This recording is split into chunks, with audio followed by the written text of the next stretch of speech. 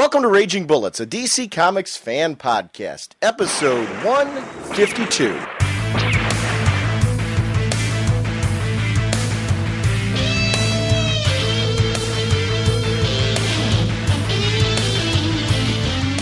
Welcome to Raging Bullets. I am Sean Whalen, drnorge in the comics forums, and I'm joined as always by my co-host Jim. I was born to run at full throttle, but the secret of the sensei of two worlds is that I always get to the chunk of it, so says the sensei of the whatnot, Segulin. How's it going, eh? As you can guess, this episode is our Flash Rogues episode, our in-stock trades Rage of the Month. We're joined by listener and friend of the show, Mike Sims. And I'm really excited to finally get to the point where we can chat about this great book. And we had a great time talking with Mike. Oh, yeah, we had a ball. We are proud members of the Comics Podcast Network and the League of Comic Book Podcasts. Our sponsor for this episode, DCBService.com, and, of course, InStockTrades.com. Batman, Whatever Happened to the Caped Crusader hardcovers at a special discount. It's written by Neil Gaiman, art by Andy Kubert and Scott Williams, Mark Buckingham, Bernie Mersault, Matt Wagner, and Simon Bisley. Cover art by Adam Kubert and Scott Williams. Best-selling author Neil Gaiman of The Sandman joins a murderer's row of talented artists in lending his unique touch to the Batman mythos for this deluxe hardcover. Spotlighting the story, Whatever Happened to the Caped Crusader, from Batman 685 and Detective Comics 852, in which Gaiman joins artist Andy Kubert and inker Scott Williams for a story that shines a new light on the Batman mythos. It also collects Gaiman stories from Secret Origins 36, Secret Origins Special Number 1, and Batman Black and White Number 2. This is a collection not to be missed. It's regularly $24.99, 50% off, only $12.49. I'm getting that one because it's the deluxe hardcover, which I'm assuming, Jim, isn't that what RIP was? That oversized? Yeah, yeah, it's a little bit oversized. Yeah, I'm picking that bad boy up. Yeah, because the artwork alone is worth it. Jim, also the Absolute Death hardcover is coming out at a special discount. Regularly $99, 50% off, only $49.50. And at the end of the show, we'll talk a little bit about what the contents of that volume are. But for an Absolute that, again, 50% off, you're paying $50 for something that's retailing for $99. If you're looking at an Absolute, how else would you do it? Whatever your shipping preferences, whatever your bag and boarding preferences, DCBService.com accommodates your collecting needs. Jim, Outsiders Pay As You Go. It's volume 6 of that collection. It collects issues 42 to 46 and the annual number 1. We talked about this during Flash Rogues. It's regularly $14.99, 37% off, only $9.44. Actually, the Warden that we were talking about from Iron Heights is featured in this particular volume, so definitely check that one out. InStockTrades.com offers free shipping on orders of $50 or more and has a ton of collected editions in stock and ready to ship. Jim, I want to read a letter from Gail Simone that was put on Newsarama originally, so I want to reference that's where this is from. Hello, everyone. Last week, the apartment of one of my favorite webcomic writers, Karen Ellis, creator of the wonderful Planet Karen webcomic, was destroyed by fire, including almost all of her possessions. A neighbor was tragically killed, and unfortunately, Karen herself lost almost everything, including her home. A couple of years ago, when my friend and the co-creator of our graphic novel Killer Princesses, Leah Hernandez, lost her home, the industry acted quickly to help and made a huge difference to her, helping through mostly small donations to feed, clothe, and house her family in the days immediately following that tragic event. Her comments on the Karen Ellis fire are below, as well as the original press release by the good people at girlwonder.org where Karen's strip was hosted. They're asking for donations to help Karen with her immediate needs, and will also be hosting an auction. This is a terrific artist doing a wonderful strip that I have been promoting for ages. I am writing the foreword to the planned collection, so please take a moment to check out some of the strips at http://planetkaren.girl-wonder.org. And I'll have this in the show notes, so please don't worry about writing it down in the moment. Go ahead and look right into the show notes or on our website, and you can click and get right to it. I'm certain you will enjoy them as much as I do. While you're there, please hit the donate button to PayPal on the front page. Donations have already made a huge difference, but again, Karen is without many essentials, and rebuilding is going to be very hard. Any amount you can give will help. I know times are tough, but I have seen the generosity of this industry come together for complete strangers again and again, and now is when the need is most dire. Karen's tough and smart, and she'll recover, but we could certainly do the right thing and lend a helping hand until then. I know she'd do it for you. Please donate, or if you have items to donate to the auction, please contact Karen.Healy at girl gail-wonder.org, and that's her email address. She says, thank you for reading this, and thank you for helping, Gail. And you know what? There's a benefit auction for the webcomic creator announced, and you can find this all on Newsarama. And I'll put a direct link to this particular section of Newsarama so you can click from there.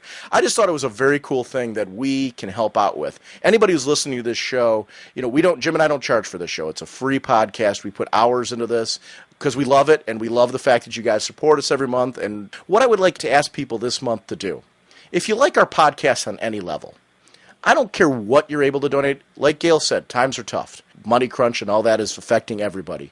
But if you like this podcast on any level and you get any enjoyment out of anything that Jim and I do this month, please consider donating to this cause as a way of thanking our show for what we do to try to entertain you. The cool part about this is if you go to her website, you can get entertained by her webcomic as well. So you get like this whole really cool experience just for helping someone out. Like she said, any amount can help. You know, anything from the cost of a comic book to something more to help this person out in their time of need. This is a devastating thing to go through, to lose personal possessions, to lose your home, all that stuff. And it's to try and recover from that.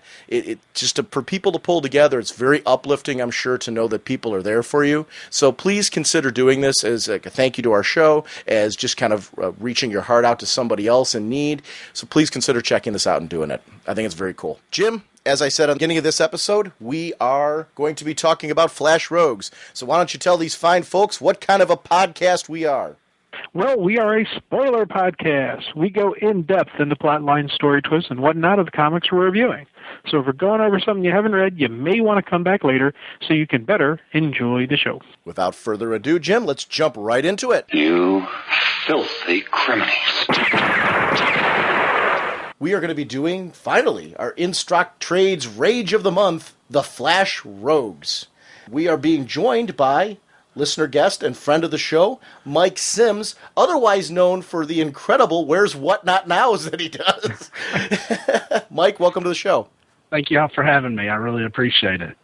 Oh yeah, dude, you're always welcome here. You know, it's funny because we laugh about with the Where's What Not Nows. I show those to my folks, by the way, and they absolutely love them. You know, Mom's got awesome. a couple of them printed, and they're just sitting right there by her computer. You know, so definitely, you know, kudos and good job. Well, if she ever has any special requests, you can just shoot her my email. You know, I'll see what I can do for her. I'm not going to tell her that because they'll come up with some ideas, and they may even provide you with pictures. I know my family. I can always use some new material with, so. Yeah, my family lives by the motto, anything for a joke. So. Yeah, mine's the same way, so. Is this why you don't give me some of the con photos? Why do you think I don't give you some of the con photos? Because it'd be like more pictures of you. Less ammo, right? Well, it's not ammo for me. Yeah, but it's ammo for talented people. So. Yeah.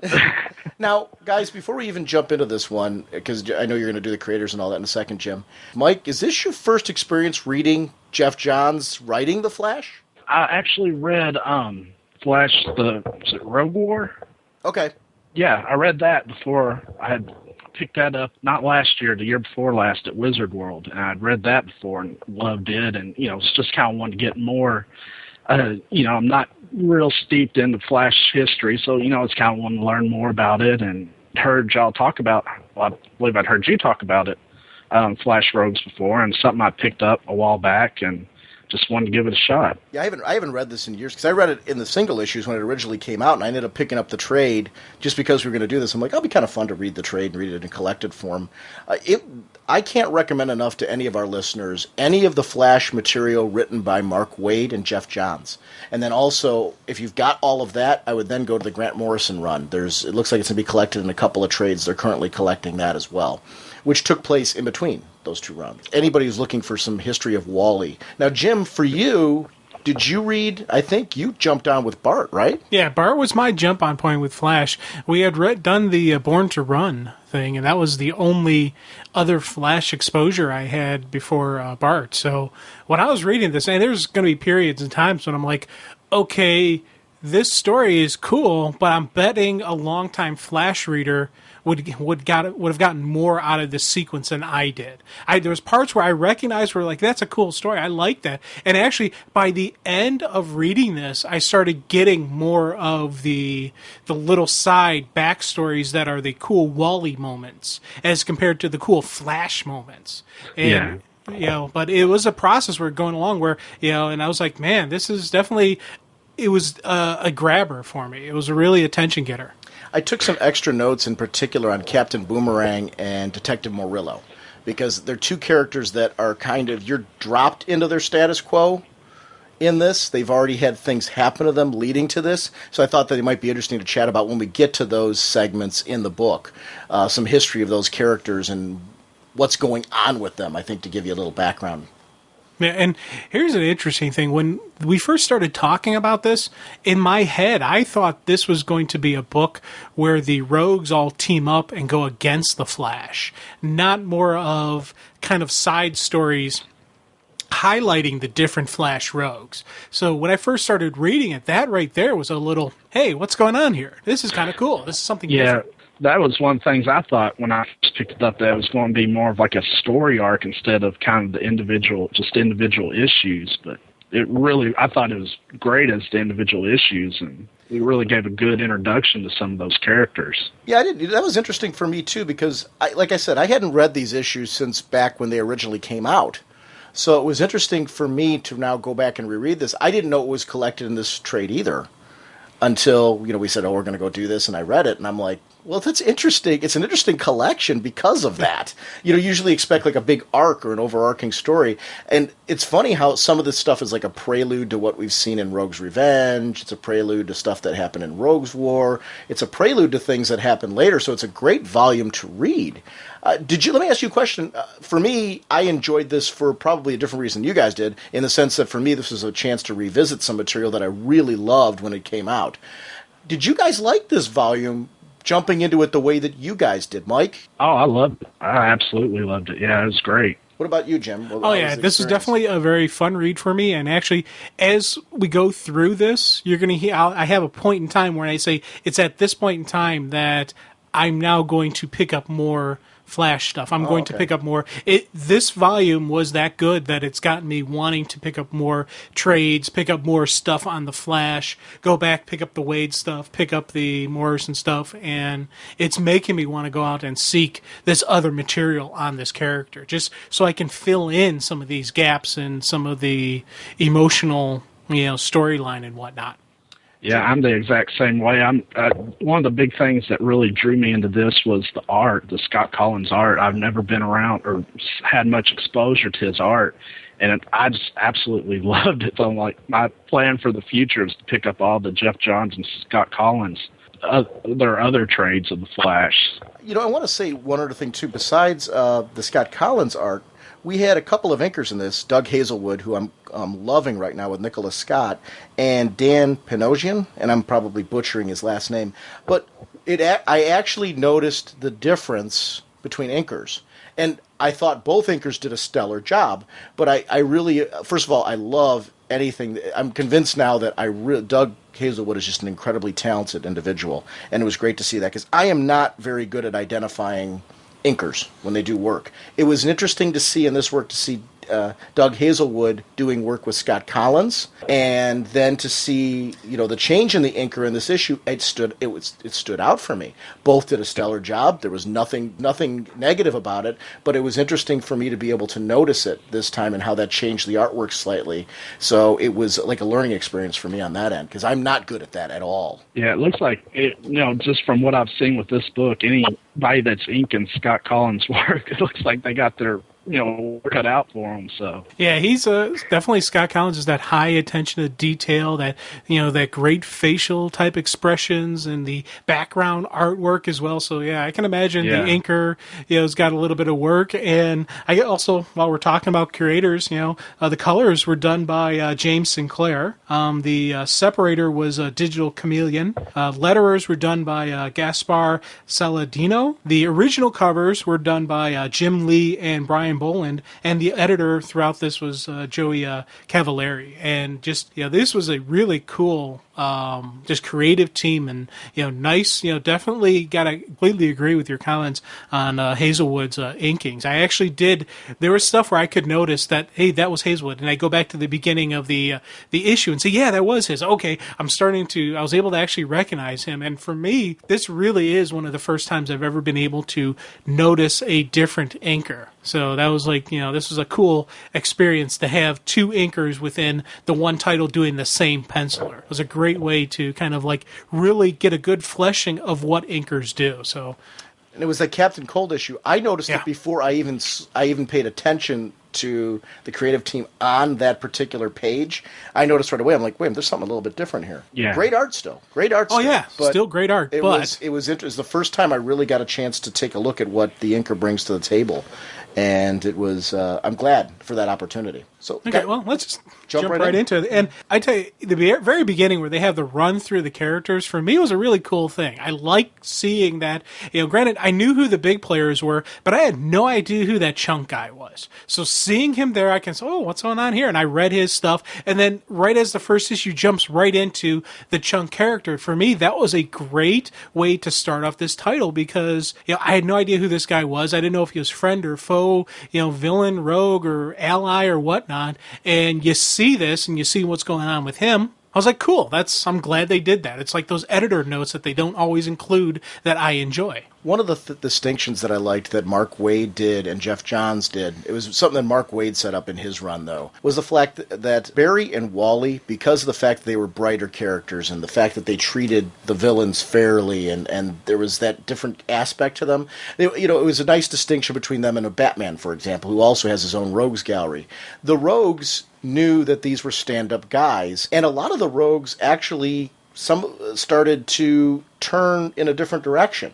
Started to become good guys or, tried to live normal lives because of the fact that Flash actually tried to help them. And, especially if there was an issue that was causing them to behave that way, causing them to resort to crime, he tried to determine what that was, and when he was able to, he tried to rehabilitate and help them to lead. It didn't work for all of the rogues, obviously, but there were villains in his universe where he did that, and there was a certain level of respect that he got from his villains because of it. I liked that distinction. It was interesting. It separated the Flash, because I was reading at that time, very similar to what I'm reading now, I was reading a lot of different books, both Marvel, DC, Independent, and all that stuff. Flash was a title that during this time, if you asked me to cut down to 5 books, there was no way on any level I would drop the Flash. If you asked me to drop down to 1 book, during this era, Flash would have been that 1 book. Wow. And you're a Batman guy. I am.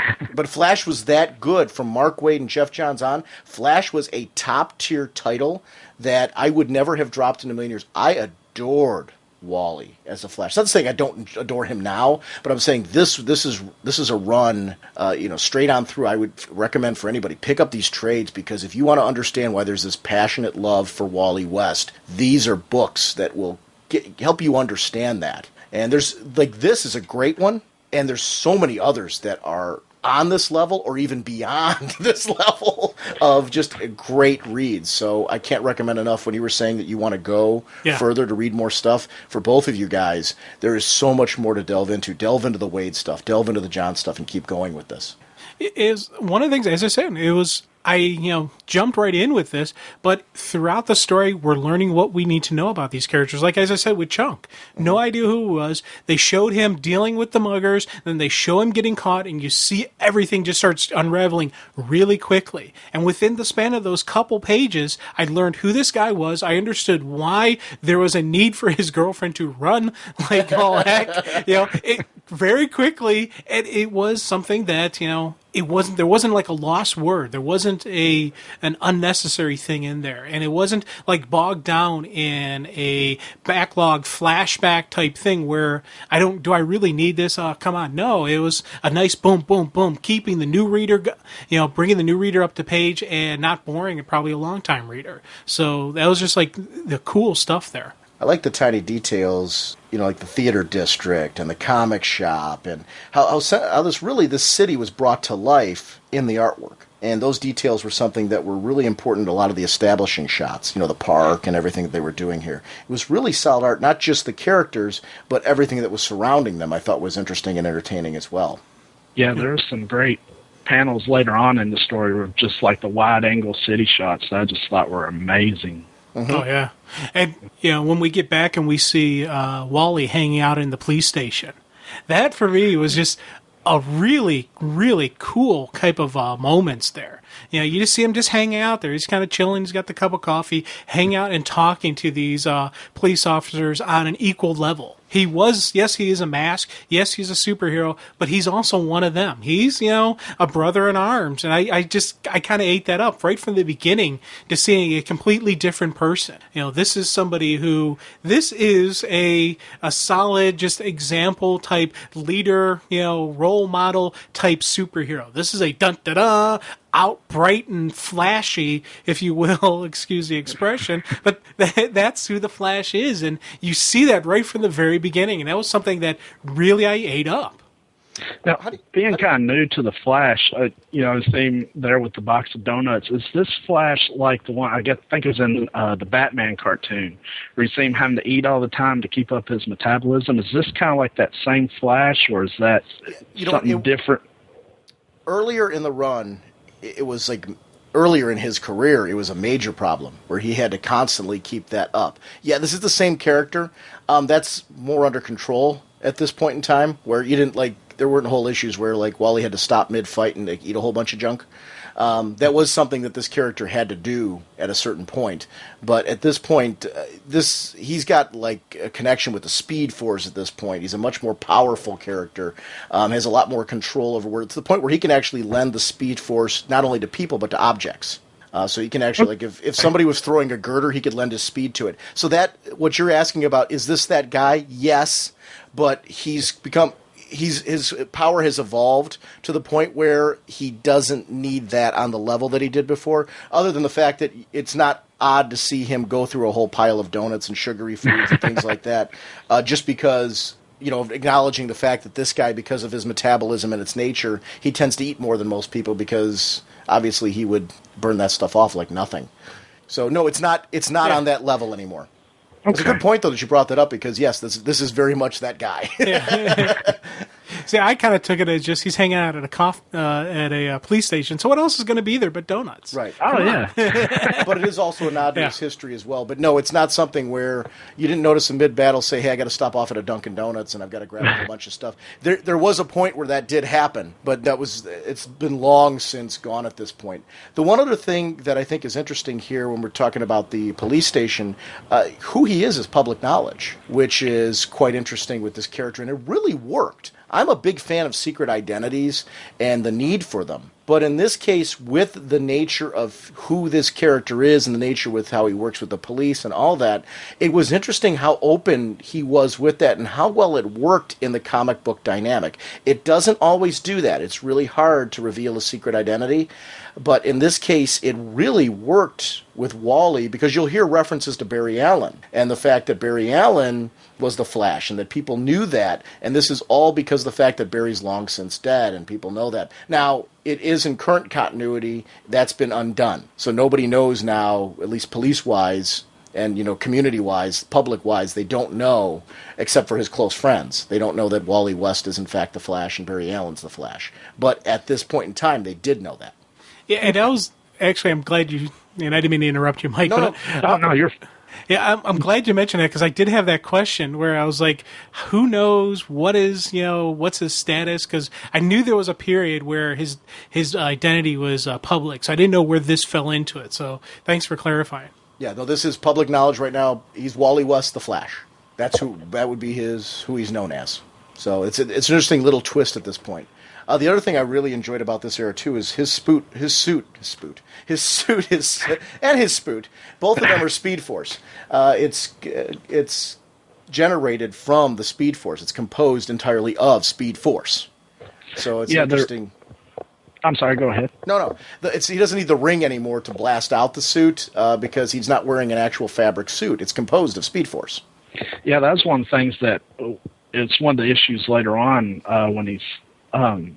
You actually see him, he's fighting, Meltdown, and he actually changes his suit to protect him from the radiation. So that was something I never knew he could do, because that's I thought, that suit was fabric, and so I thought that was pretty wild. Yeah, that was a cool moment. And like when the one time, couple issues when he's visiting Linda, and picks her up, and he, they show him suiting up, just zoom, the costume. I liked that about this being the Speed Force just being not a actual fabric type suit. I like that more. I also like the relationship in this between the Keystone City and the Central City Police. Both of these are two important towns to the Golden Age Flash and the Silver Age Flash, and they're cities that Wally has remained connected with. During this era, Mark Waid did a great job of bringing all the Flashes into the Flash universe. We saw Jay Garrick in here a lot. We saw Wally. We saw Bart. We saw Max Mercury. We saw Jesse and Johnny Quick. Throughout this era of Wade, Johns, and all that, a lot of these characters came in. Now, certain characters changed during that time, and Johnny Quick at a certain point in time and Max Mercury were no longer with us. But it was interesting to see all these characters brought in. Jesse Quick, for people that are reading JSA right now, is Liberty Bell. So she's a character that's still very much in the DC universe, but she doesn't appear in this volume. But it was interesting that this was the Flash universe of Central City and Keystone. It was the great thing. It's the reason why I'm glad to see Johns coming back to Flash with Rebirth, is because they did such a nice job of making all of it a part of it. That, the visual effect of Scott Collins, I'm looking right here at the Flash speeding when he finds out about a friend being shot. He doesn't hesitate. On the fly, we see the zoom effect of him going from Keystone to Central City, where they're still on the phone with Chiron Murillo, and he's there saying, what's going on? Fill me in right now because I need to react to it. And that takes him right to the scene of the crime. And that's what you want from the Flash. You need to see a visual difference in his storytelling that has to do with speed and motion and energy, and there's a lot of fast-moving scenes in this book that, to me, are the keystone. It's great. That's what great Flash storytelling is all about. You want it to feel different than Superman, than Batman, than Wonder Woman, and how this character reacts. Green Lantern. Yeah. And I kind of like the oh no type moment, because he runs right into it. He's going to check out his friend, and as everything is just getting pulled into chunk, including the light. And I like that, the fact that he was sucking in everything. He is a human black hole, so he would get into light. And as Wally's shifting, back and forth, keeping himself vibrated at the various molecular level, you see him kind of get sucked in. And I will fully admit, when he first got sucked in, I didn't think it was part of a Wally plan. I kind of took it that Wally got a little bit too close and he's now going to have to improvise, adapt, and overcome. We later see this was part of his plan to get sucked in, but I that was a cool thing for me, because it was like a zoom in. Oh no, what's he gonna do? It's kind of like that boom boom boom boom. Flash got to keep reacting to the different scenarios around him. Again, I really ate up the fact, too, that they did the quick little intro to the fact that he helped this guy put his life back together. That really he was a villain because of circumstance, not because he really wanted to be a villain. And Wally really worked with him to rehabilitate him and get him back to where he wanted to be. And the guy's got a fiance now and all that. But he still has to deal with the fact that these powers will go awry. Yeah. Now, cool thing with the break, kind of in the action of the Captain Cold stuff. You got this huge moment going on with Flash, and then boom, just a little kind of teaser for some future stuff to happen with Cold, with Mirror Master, with the overall story that's going on. But it's a nice little just boom in there. It doesn't throw off anything. It didn't make me go, oh, come on. It was kind of like, oh, yeah, okay, what's this going to happen? Especially because later on we do get the payoff for exactly what they're talking about. What, Mirror Master and Captain Cold are talking about the job. Hey, have you thought about what I said? We're getting this together. Are you in? Are you out? He's like, hey, I got business I got to take care of type stuff. And you see what that business is. And I was like, that's kind of a neat little thing there. I like the story in a story in a story. I like layered storying like this. This is a classic Jeff Johns story. I do like, too, that these rogues have been friends for so long, but you see that still it's all about what is best for them motivation-wise. And, McCullough's putting this group together, and Cold's trying to figure out whether or not he fits, he wants to be even a part of all this plan. I also think, too, Cold has an issue because he's not running the show, which is an interesting little twist. Yeah, definitely. Now, Wally inside a chunk. that for me was a really cool stuff. One, it was some great flexing of the Flash powers, as I said, where he's got to shift between the different densities so he can move around inside Chunk. But also, you see him kind of dealing with, with the guilty and the innocent in there. He acknowledges that the bad guys who tried to mug him were bad guys and they really didn't deserve this fate, but he still wanted to help them. Then he sees the innocent people stuck in there. He sees the people inside the car saying, hey, I got to stop this or something bad is going to happen to them. It's that hero in him where he wants to save everybody. And more importantly, he thinks he can save everybody. And that's something that, Superman has that mentality. Flash has that type of mentality. Green Lantern, for on a couple levels, has that type of mentality where it's the hope and it's the willpower. As long as I'm strong enough of will, I can save everyone. Batman wants to save everybody, but he's a little bit on the darker side where he recognizes that he can't save everybody. Wonder Woman's got the warrior code where she would want to save everybody. She would try to inspire them to rise up and do better and help themselves. But in the end, when people die, she will honor their death and say they died valiantly or they died, this shouldn't have happened. But, characters like the Flash, it eats at them a little bit more than it would, I think, like Batman and or Wonder Woman. Wally at this stage is very much a character who has defined himself. When he started off in this run, it was very much trying to not get out of Barry Allen's shadow, but to be worthy of Barry Allen's mantle. At this point in time, he's developed his own modus operandi. He's become his own person. He's in many ways surpassed his mentor,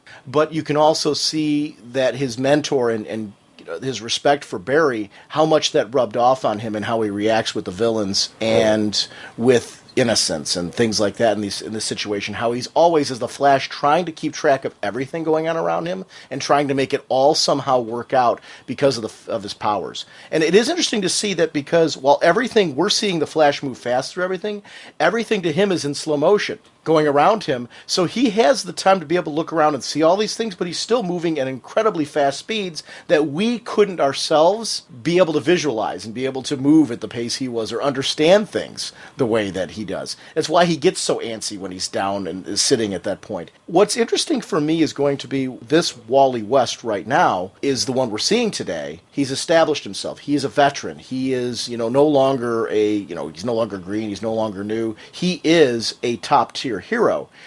With Barry coming back, I think he's going to have to get a wake-up call again that he is something different. He has his own spot in the DC universe. I'm going to love to see that storytelling where Wally realizes he's just as much of value now, he's just as much of a top-tier player, even though his mentor's going to be back, and that there is a role for him in there. And I think that's going to be... I want to see those stories. I want to see the interaction between these two characters where they react and work together as colleagues. The way Barry did with Jay Garrick, the way Wally did with Jay Garrick when Barry was not around. You got to see these two work together and as equals. And in many ways, you got to see that Wally had surpassed Jay. And that was an interesting little... So this is stories... When we talk about, are we excited about Barry Allen coming back? Yes, because I'm excited for the stories that will spotlight Wally as well in that interaction, where we get to see Wally on a new level with Barry. So I think that's going to be where it's going to be interesting as well. I think we'll see the same thing with Bart. But an interesting little side note, but you can't help but think about where Flash is going now as we look back at some of the older material. Yeah, and of course we talked a little bit about the art before. I liked the sequences when he was inside Chunk. It had a little bit more of a purplish tint to it instead of the brighter colors that normally you get from the Flash because he's inside a black hole. But as he gets closer to the bright light center, which turns out to be the bullet made out of a white dwarf star material to cause the eruption. You see that, and you see, Wally acknowledging this is going to hurt like heck. This may actually even kill him, but he's got to do it. That's what a hero does. You got to knuckle up. You got to take the pain, and snatching out the bullet out of him was just a really cool moment because not only for him, because as he's lying on the ground, he's in pain. Chunk is bleeding. There are cars falling with innocent people. He has Chunk, snatch him, use his teleportation powers to save the innocent people. Wally's doing his thing, and all this time, I'm just thinking in my head, both these guys are hurt really really bad, but they're still helping out the innocent people around them. And that for me was a really cool, just, a flash moment. You're hurt, you continue on, you keep running through the pain, you continue on through it. I was just like, damn, that's kind of cool. Yeah, I like that scene when Flash pops back out and he's just like, Chunk, do me a favor and save those people. And just, all calm about it and everything. And I thought that was pretty cool. He's trusting his friend because he knows Chunk, and this is the funny thing is I'm getting all this stuff from this is my first reading and my first exposure to Chunk, and I've got that already about him. I see that there's probably a really long friendship, multiple story arcs that show him going from possibly a villain to the good guys, just that whole process of the reforming and rebuilding of Chunk, and I want to read that story. Again, notice he's not Flash here though; he's Wally. Every time Chunk refers to him here, it's, sure thing, Wally. Thanks, Wally. Those type of things. It's always he's referring to him as Wally, which that was where Wally's identity being public worked, in that you got to see people that knew him reacting to him at a personal, friendly level, that they were connected with Wally. Villains sometimes would call him West as kind of, when you call somebody by their last name, you're showing a difference. In the sense that it's almost a lack of respect when you do it a lot of times, depending on the person. Some people do. I've got friends of mine that I call by their last name because it's kind of a cool thing to do with them. But in this case, whenever villains would do it, it's really kind of more of a slap to the face of them when they would do it. But in this case, you notice the Chunk, there's an endearing relationship here. And you tell that right away in the dialogue by the fact that he refers to him as Wally, my friend Wally. He doesn't call him my friend, but you know that from the dialogue. Yeah. Interesting little bits. And it somehow makes... Wally was very accessible. So remember when I said that there was a time where if I had to drop down to one title, I would have dropped down to The Flash? That's the reason why. Wally was fun to hang with every month. He was a great guy. He was a fun guy. And you liked him. And that's just kind of like a everyman character.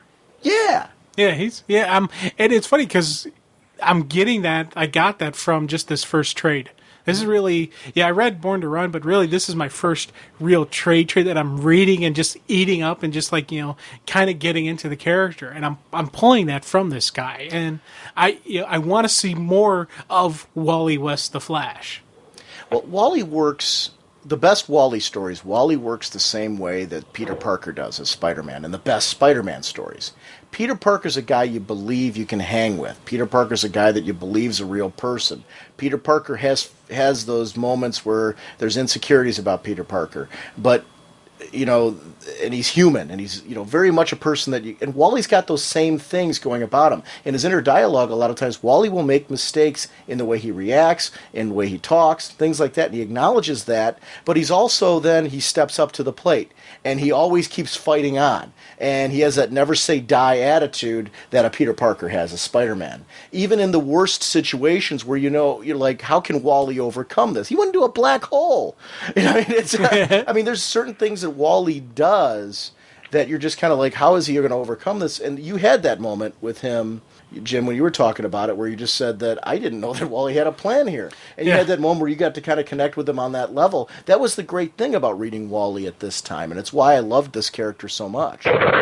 Now, the ending with them all gathering around Chunk in the hospital, that could have been just a classic, ending of the comic. All the heroes run, oh, thanks a lot, yeah, everything's good to go, and everything looks like it's okay and a happy ending and whatnot.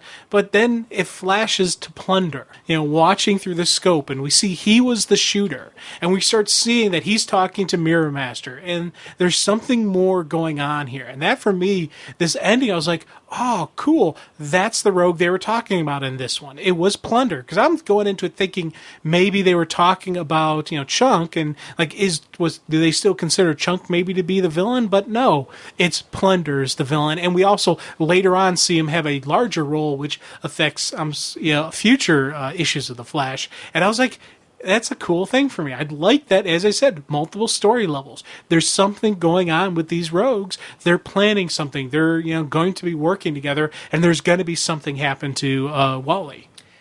Something. Go ahead. Something I was wondering about back at the hospital. The doctor's talking to Chunk, and it's like, we mean to get your help on making something disappear. I'm sure that's in a later book, but Do you happen to know what that was, or? I don't remember. I have to go back into my books to see where that took place. It was very common, though, for the Reformed rogues. And I'm using rogues. It's not necessarily all the rogues that we know as the mainstreams, like Mirror Master, Captain Cold. Really, anybody who was a Flash enemy, you kind of referred to as a rogue. But a lot of them, like Pied Piper, for example, was one that was a Reformed rogue. A lot of these rogues would help out the police, would help out Star Labs, would help out, with just various things that they needed help with. Some of those things you saw on camera, other things you didn't. It was just kind of a way, like in this case, I don't remember for sure if this paid out in an issue where we actually saw that happen, where Chunk actually helped them out. But there were times where it would pay out, and it had something to do with story arc. Other times it was just to show that these are reformed characters now, to the point that Star Labs, because Star Labs isn't going to pull in somebody like Captain Cold and say, hey, buddy, we need your help. Because that's just going to go awry. But a Chunk, on the other hand, who's reformed and he's got a life for himself now, he's getting married, he's got it all together. Sure, his powers would be a benefit for them to test different theories, for them to test different experiments, for them to deal with certain issues that they couldn't handle themselves, but these unique powers would be a benefit. And that was kind of what that was to show there. When you were talking about Star Labs 2, Mike, one of the things that clicked with me, did either of you guys see the Flash TV series when it was on, the live action one? I've got the DVD set, and I've watched the first episode, but I've seen a couple. Tina McGee, who's at Star Labs, is one of the characters in the television series. So that's an interesting, the main girl who the Flash is interacting with in that television series. Oh, okay. Amanda Pays was the actress who played her. This is Tina McGee. That's that same character. So just a little side for anybody out there who watched that show. This was a character they did have in the comics as well. So okay, cool. Yeah, now, next issue, Grodd. Dude, you know what? It was the funny thing because I have Grodd mindset from the Grodd in the, his appearance in the first issue, in the most recent run of Flash. So I have this mindset of, he's a gorilla, but he's more of a supermind villain type thing. And this Grodd was more bestial than that. So when I first read this, it kind of threw me. But then as I'm reading it, I go, this is a really cool story. Plus, it fits a gorilla mindset. And there still was some of those mental powers of Grodd, but he was more monster, more beast. And I was like, man, this is kind of cool. I'm digging this. I guess my knowledge of Grodd was from the Justice League cartoon. So, it was totally different.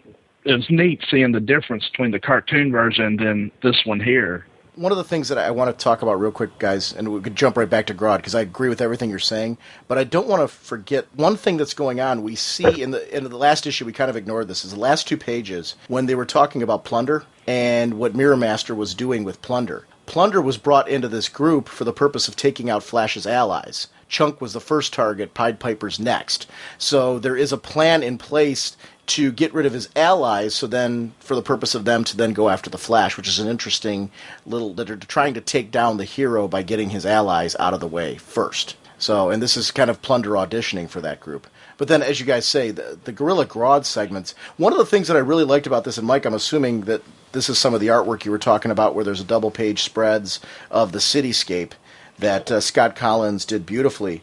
The scope and scale of Grodd and the amount of damage that Grodd causes. Grodd is like an act of nature in this particular issue. And it's one of the things that I really like about him is that when he comes into the city, everybody needs to be afraid for their lives. I mean, somebody who's throwing a Volkswagen Bug around, like it's a baseball, through an apartment building is a huge danger, because not only is that apartment that he threw it through in danger, but people below it are in danger. There's a guy who's standing in the doorway that you see in there that you got to wonder, is he safe for coming out? Is he safe for going in? What's going on inside or outside the building that could be a potential danger to human life? Not to mention the people who have the misfortune to happen to be in there, because you see windows crumbling around all this as well. So and it's got to land somewhere. Yeah. So even when that Volkswagen Bug lands somewhere, you're in danger. So yeah, this is another reason why if I was in the comic book universe, I'd live in Cleveland, because there's nothing happens in Cleveland in these comic books. Well, we have Sir Thomas of Cleveland. Well, we have Sir Thomas, but there's no supervillains flying around destroying stuff. That's because Sir Thomas does his job very well. Yeah, the villains and know. I will argue that Sir Thomas of Cleveland Nemesis may be the greatest superhero of all times. When was the last time in comics you saw a disaster in Cleveland? Yeah. The villains know, man, you don't mess with Cleveland. That's right. They'll have to deal with the whatnot. Right. So, I mean, I'll just say right now that in Wonder Woman right now, Sir Thomas of Cleveland, in many ways, deserves to be a title character because of the fact, except, you know what the problem was? To do a solo series of him defending Cleveland would probably be boring because he's too good.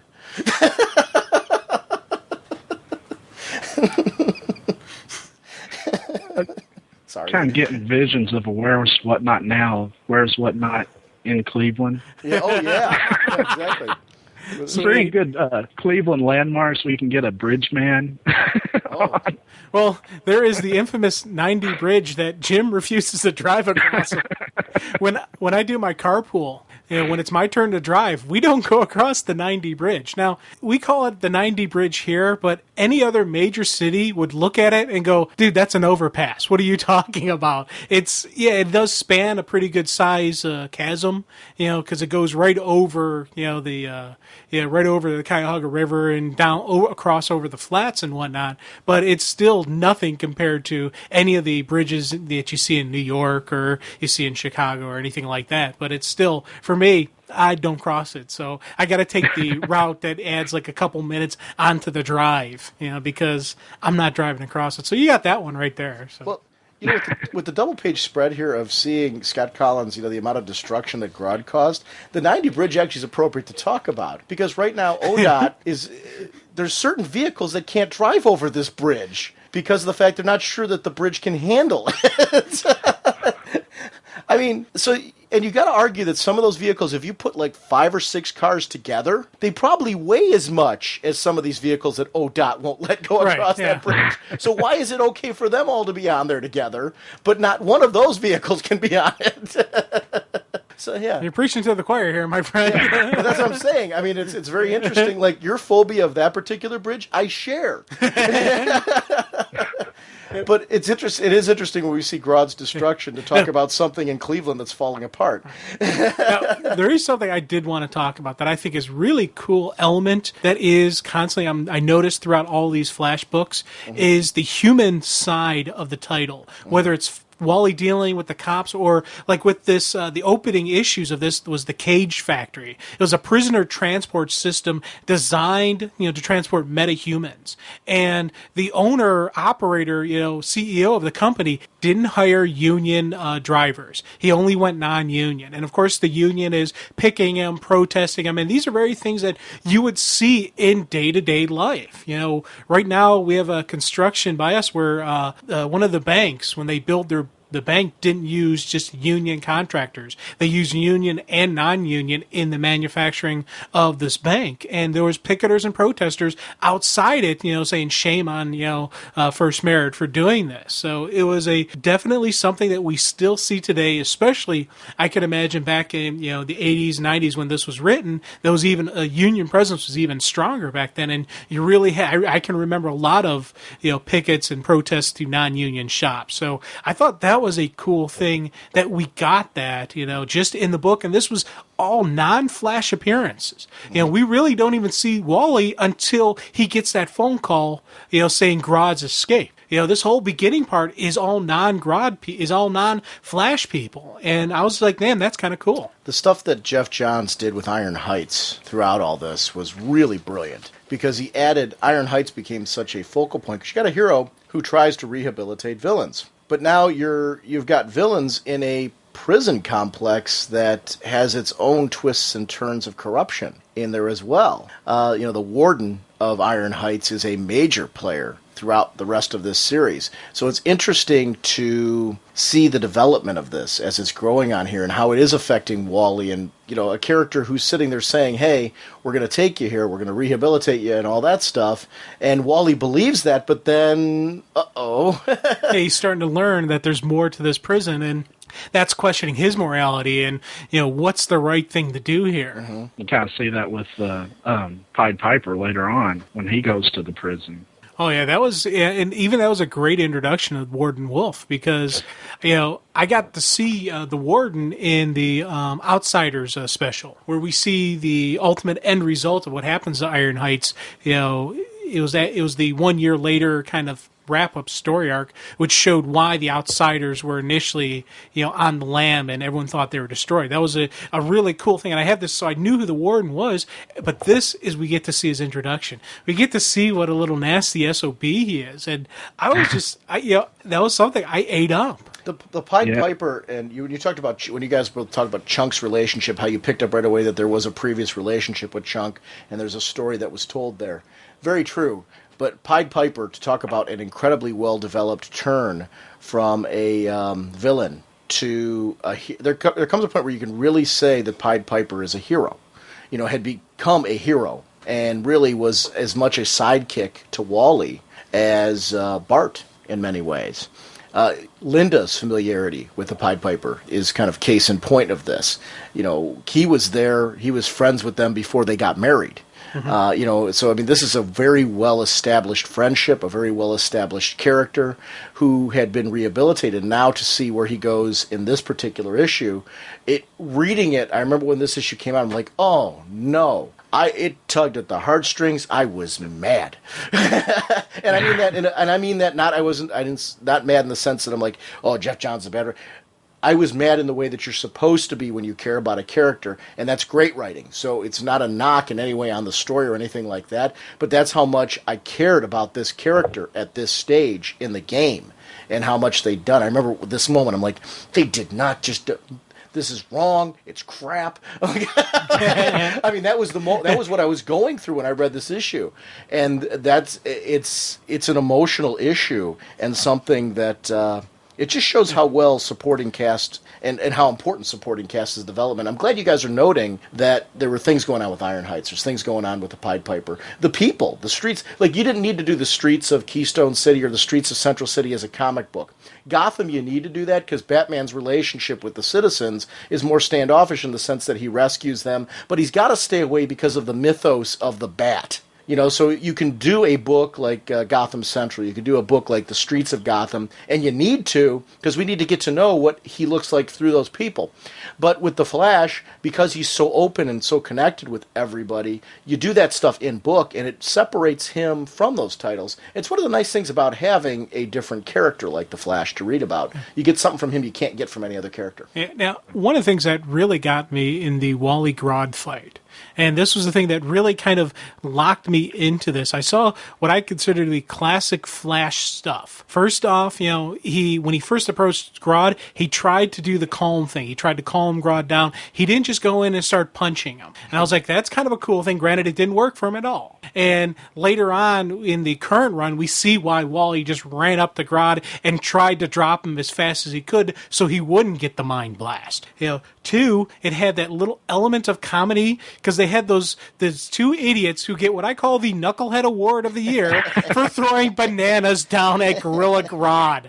I wanted to see these people die. I really did. I was like, they deserve it. They got it coming, but we have the third classic thing on Wally. He's dealing with Grodd. He's dealing with a lot of pain because, Grodd really blasts him, but he still has to save these idiots. Plus, who look like Charlie Brown and Linus. Yeah. Plus, he's got to pull out all these people out of a collapsing building. He is the super multitasker. He's fighting Grodd. He's dealing with this. He's pulling the people out. He's avoiding the falling fragments. He's doing all this different, stuff that no human could possibly do, but he can because he's the Flash. And I was just like, I ate up these sequences. I was like, yes, this is some cool stuff, man. And also, I like the scene where he's pulling the lady out of the shower. He's being all decent, not looking at her, kind of looking away, but he's got that little bit of a smirk on his face. I love that little panel. And those tiny details are something where it's important to see that kind of speed, that kind of energy with Flash. It's something that really works in the artwork. And I love how even outside of the panels, like if you see that sequence where you're talking about, if you also look at the bottom of the page, there's this whole little rescue that's going on where he's picking up and carrying people even outside of the, like, it's almost like he's doing so much that the panels can't contain what he's doing. Yeah. We've got to show him now outside the panel what he's doing. And that's the cool thing about Wally, is that he's an ultimate multitasker. Like, you guys, it's great. It's great stuff. And the artwork was brilliantly laid out in this. Colors, pencils, inks, everything. It just, and the dialogue just totally fits everything that's going on with this book. There's a lot of exciting energy to this. Yeah, and I really thought the lettering was another thing. Like the part where when the Cage Factory truck crashes and Gorilla Grodd busts out of it, that roar at the top of it is just great. Just all the lettering and the colors with the letter, I thought really, really worked well. Yeah, it added an intensity, a fury to that particular shot. You're right. Yeah, now, how cool was it, though, how he took him down, though? It was a nice 1-2 combo punch. Drops a couple 1,000 volts through him, but also hits him with a half a dozen, or a dozen or so industrial tranquilizers, where one would drop a charging elephant, I'll hit him with 12. And then checking him, make sure he's still alive. I like that after the page following where we see the city destruction, he's checking his pulse and you can, seeing his heartbeat. So I thought that was really cool. Yeah, that was, that's like, once again, he is the cool hero who wants to save everybody. He's not going to try to kill Gorilla Grodd, even though there's, arguably not much redeemable qualities in the gorilla. But you know what? He's still a living entity, and there's still that respect to life, which I think is a cool thing. I love how Wally, when he's really chastising the warden about the ridiculous nature of how Gorilla Grodd was being transferred anyway, the warden, really just ready to stick it to him with the news about Pied Piper. It's just showing that what an SOB this guy is. Yeah. Yeah, he's got that little grin on his face, kind of like, I know something you don't know. I know something you don't know. Right. It really made me appreciate more, what ends up happening to him in The Outsiders. I was like, oh, that's kind of cool. Yeah, it's funny when you keep referring to that, because I know what a fan you were of Outsiders. It's interesting to hear you referencing it, because I read it chronologically. So when I read him in Outsiders, I was having a very different reaction because I already knew who he was and the history of the character.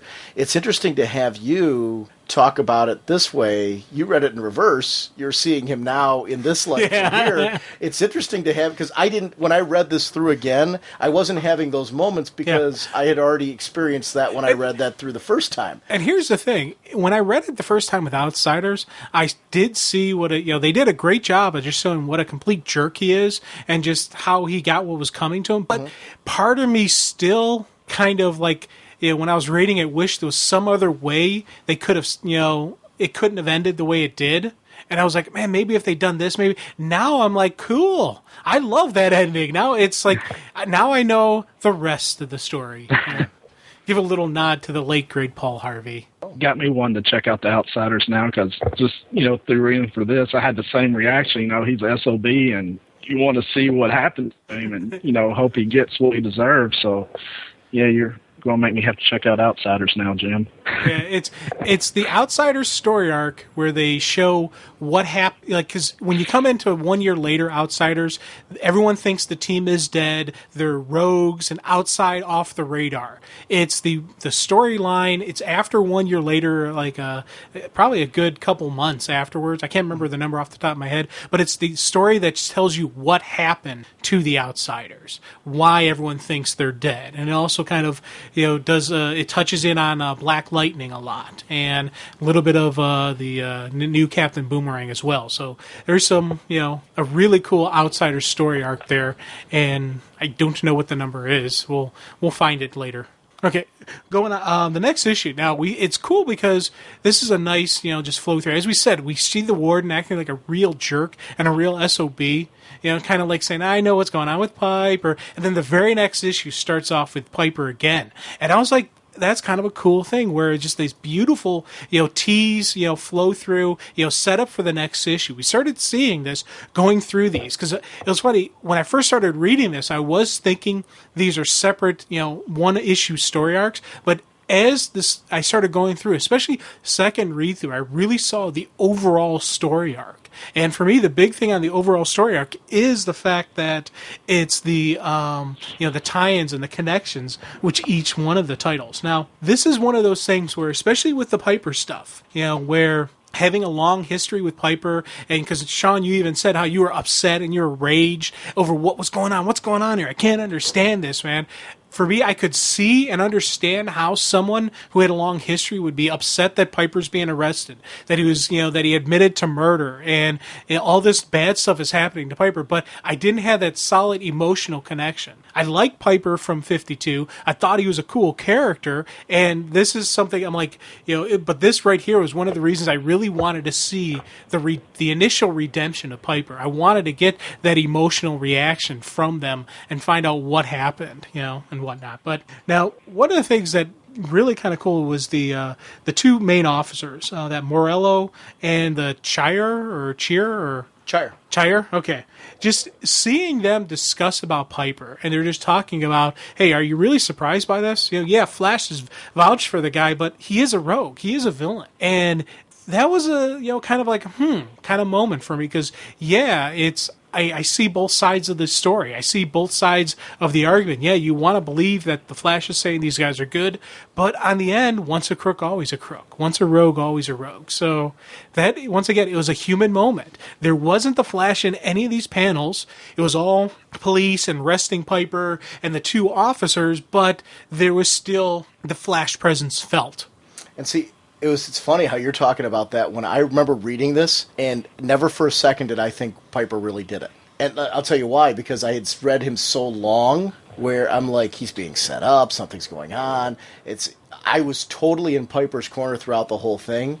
I figured he was withdrawing into himself, and it just shows how much, reading a character for a certain amount of time. And I'm not saying you're wrong for feeling the way you did. I would too, reading it like you are. Yeah. So you're right for feeling the way you are. It's interesting to show, though, how experience will lead to different emotions.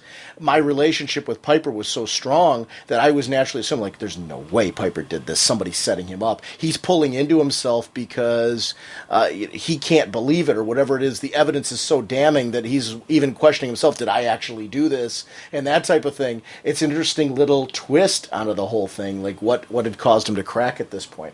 Little side note before we talk about that any further. The Outsiders volume that collects the issues that you were talking about, where you discover the event leading to the team's death, was Outsiders Volume 6, Pay As You Go. It's in trade paperback. It collects issues 42 to 46 and the annual number 1. And it's Judd Winnick, Carlo Barbieri, and Matthew Clark does the covers. So that's the one. It's our sponsor in StockTrades.com has it. It's $14.99 regularly, 37% off. It's $9.44.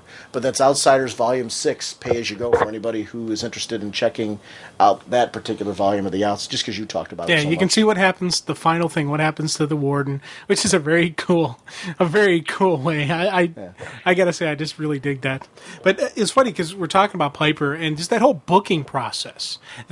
I really like that. The way he was very somber and just very, and I did get the feeling like, is he being set up? Is there something more to this? Because it didn't really click on me that Plunder was taking him out of the picture, the way he was taking out all the allies, until later on in the series. Until later on in this trade, that's when I realized, okay, he was set up. But there was one thing I noticed, there was like the one time when he drops his hood, there's kind of like a darkness in his eyes. And I'm like, I didn't know if that was him.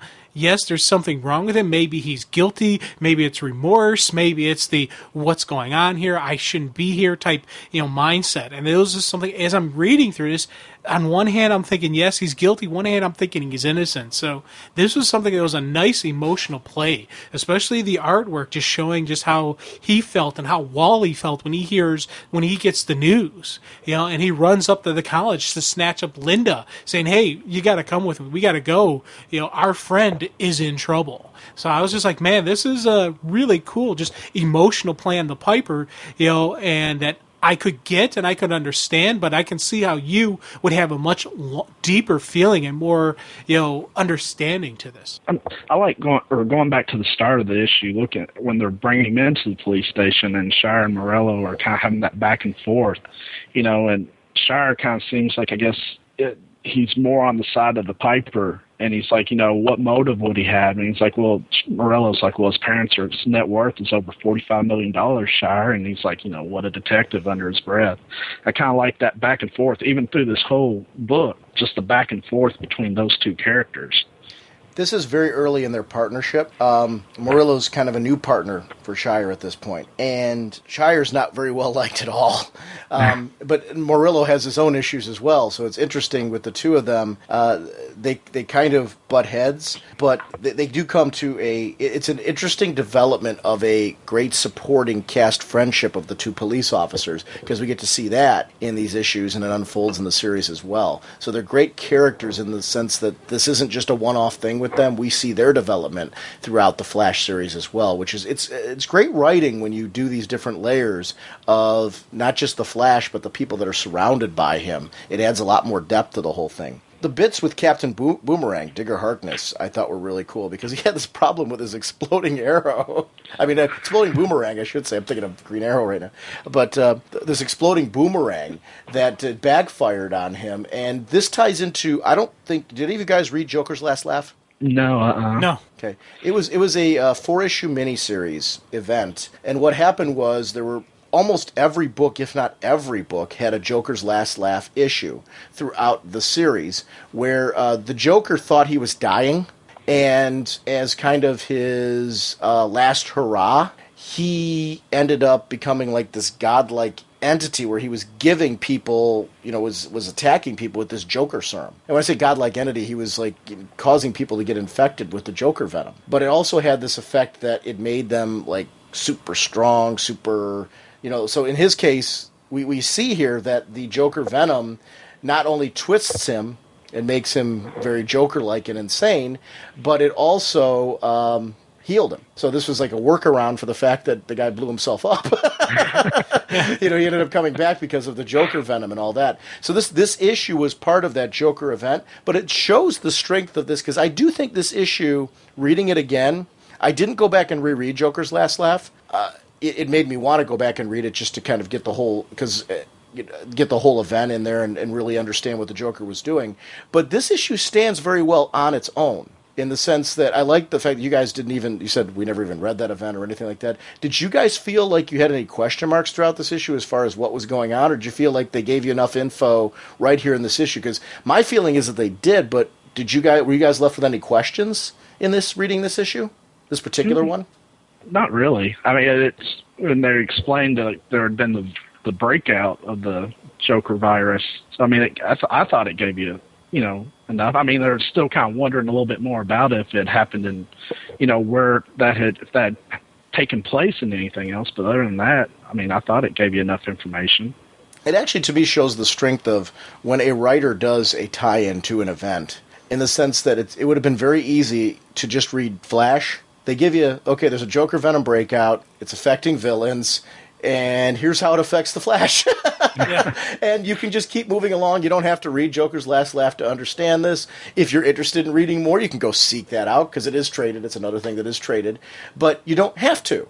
And that, to me, is good writing. I really appreciate, this is when there's a crossover going on, this is how to do it when somebody's in a monthly title, because you're not derailing the monthly book. It actually played into this story quite well. Oh, yeah, and there was plenty of explanation on the stuff, and it was definitely, I didn't really realize how much of a massive epidemic it was until you just mentioned it now, but I knew there was something, there had been previously hits of this Joker Venom, and I could understand exactly where it was coming from and what was going on with it, so I thought that was kind of cool. I actually kind of dig that, and knowing there's more to the story out there is kind of a nice little add-on, but once again, we always talk about, just with the Flash, these past couple issues we've talked about, is just the human side of Wally and of Linda. And the first time when Wally went to, when he swung by, pick up Linda at the college, then brought her to the prison, I kind of did question, what the heck are you doing, Wally? Why are you pulling your wife out of college to do this? But as I started reading this thing through more times and started understanding the nature of their relationship, the strength of the friendship with Piper, it kind of really clicked for me that he had to do that. That was she was as much, Piper's as much Linda's friend as she is Wally's friend. And had 100%. he not done that, she would have been furious with him. So, yeah, she was mad when he pulled her out of class, but she would have been even worse had she found out later what had happened. And that's just that scene with them in the prison cell, Piper. I mean, that was just a beautiful, beautiful scene. I mean, just the emotion in it. It's just really, really well done, I thought. And Linda asks the question that nobody wants to ask. I hate to ask this, but did you kill them, Piper? And as a friend, you would at some point in time have to clear the air on that, saying, did you do this? You know, we're here for you, but we need to know, did you do this? And that was an interesting little twist. Their relationship, when you talk about Linda and Wally's relationship, very much a partnership. Wally, at one point, when the whole Speed Force thing came about, when it came to a head, and Wally was sucked into the Speed Force in a similar way that Barry was. It was explained that that's what happened to Barry in Crisis on Infinite Earths. He got sapped into the Speed Force and got pulled into it. That's where he went. That's why he vanished the way that he did.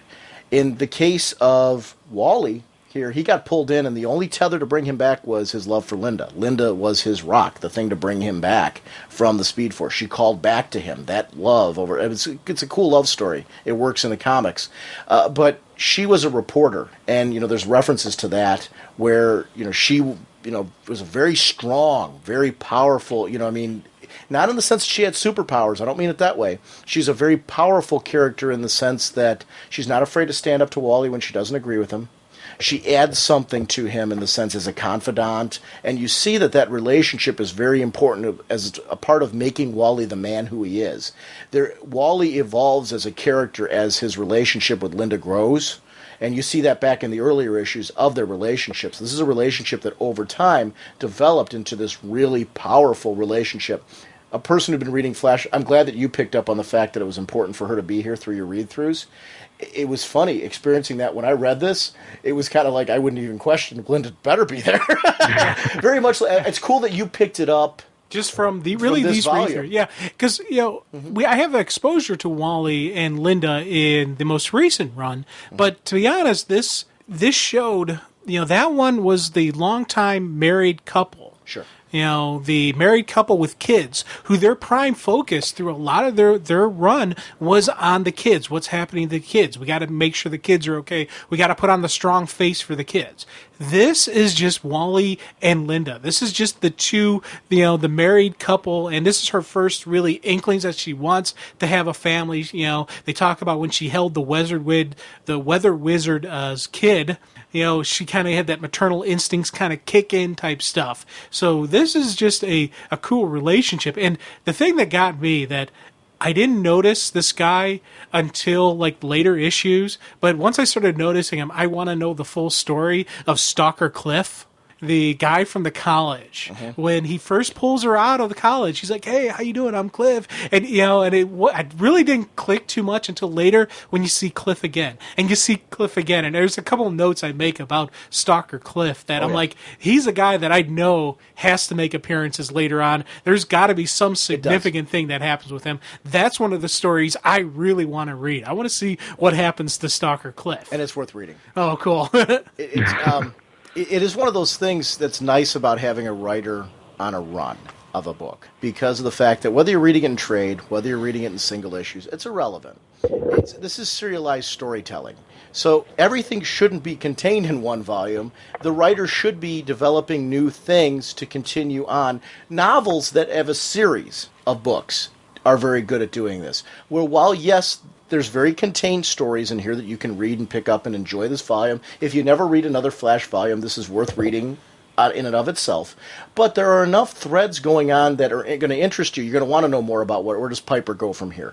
What's going on with Flash from here? What's going on with Murillo? You know, I mean, there's things that are left at the end of this volume to make you want to come back for more. And that's the way it should be. That's what comics are all about. You know, this isn't a mini series. This is a serialized story, ongoing stories of the Flash.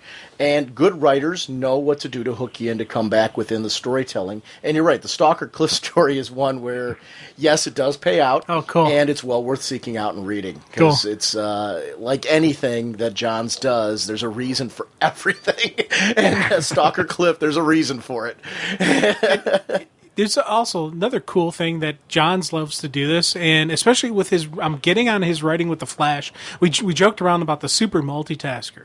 We see that again as all the Joker outbreaks going on. You got Merlin shooting the arrow, spreading it. You even have Deadshot spreading it. And when he takes out the bullets and starts shooting the Joker venom. But as Wally's dealing with an exploding wall, he's grabbing the fragments, moving them out of the way. He's starting to think to himself, is this bad luck, or is there something more?